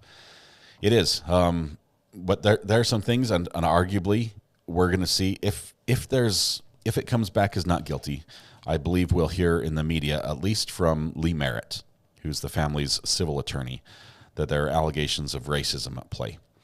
Because we do have an all-white jury, a white police officer, and a dead black woman. That seems that card would be played at that point, even though there was no evidence during the trial or the testimony that directly linked any sort of race issue to this case at all. I was wondering if we'll get that video of Sarah Boone in as evidence. That's a very damning bit of evidence on her part. 100% that video will be in. There's not a question in my mind. It was already presented to her during her interrogation. It's been authenticated there. It's done. Well, I'll be on Recovery Addict Watch. Yes, we're going to be on. Ring the bell for sure, because we're going to take a lunch, right? And we're going to come back, and we're sort of going to do two things. We're going to do Verdict Watch for Aaron Dean, and at the same time, we are also going to be keeping an eye on this Bradley Yawn trial and see how that goes, because that just might explode in our faces, which will be wonderful. Suitcase warning reminds me of clothes labels. Remove child before washing. Suzanne missed the vote too, but I would be voting manslaughter. This has hung jury all over it. The race card is getting old, says Azimuth. Tiffany says, how do we know it's an all-white jury, Recovery Addict? We heard that reported through the media. People in the courtroom have said that. So we're just taking their word. We're not allowed to see them through the cameras, and that has not occurred to my knowledge as of yet. I was watching a video where a man was going to put his cat in a purse to go to the luggage compartment of an airplane. They didn't let him. Debbie, I've seen videos of people putting dogs in their carry-ons and then putting them through the x-ray machine, which is not a good idea. Let's see. Neither one could see the other. Making it racial would really bug me. I agree, Charlie. I don't think that's there. It would be a stretch to call racism this. There are times when it's appropriate, 100%. Racism exists. It's not ever present in everything. We don't have to search for racism in every scenario, but in this one, I don't think it's an issue. Other than a statistic. I mean, if you can go that far. All right, so we're gonna wrap up here, and we're gonna go to lunch, right? After I play a couple more sound effects from this morning. If you missed the police chase, you missed the newsman up in the helicopter saying these great gems like. That's not him. I don't think he had that much time to change. He wasn't wearing anything like that when he got out of the vehicle. I don't think so. Oh boy. There's a canine. Oh boy. Why is the dog chewing on this guy? I don't think that's him, Mark. I think they've got the wrong guy there. They got the wrong guy, and the dog was... I don't think this is the guy either. Yeah.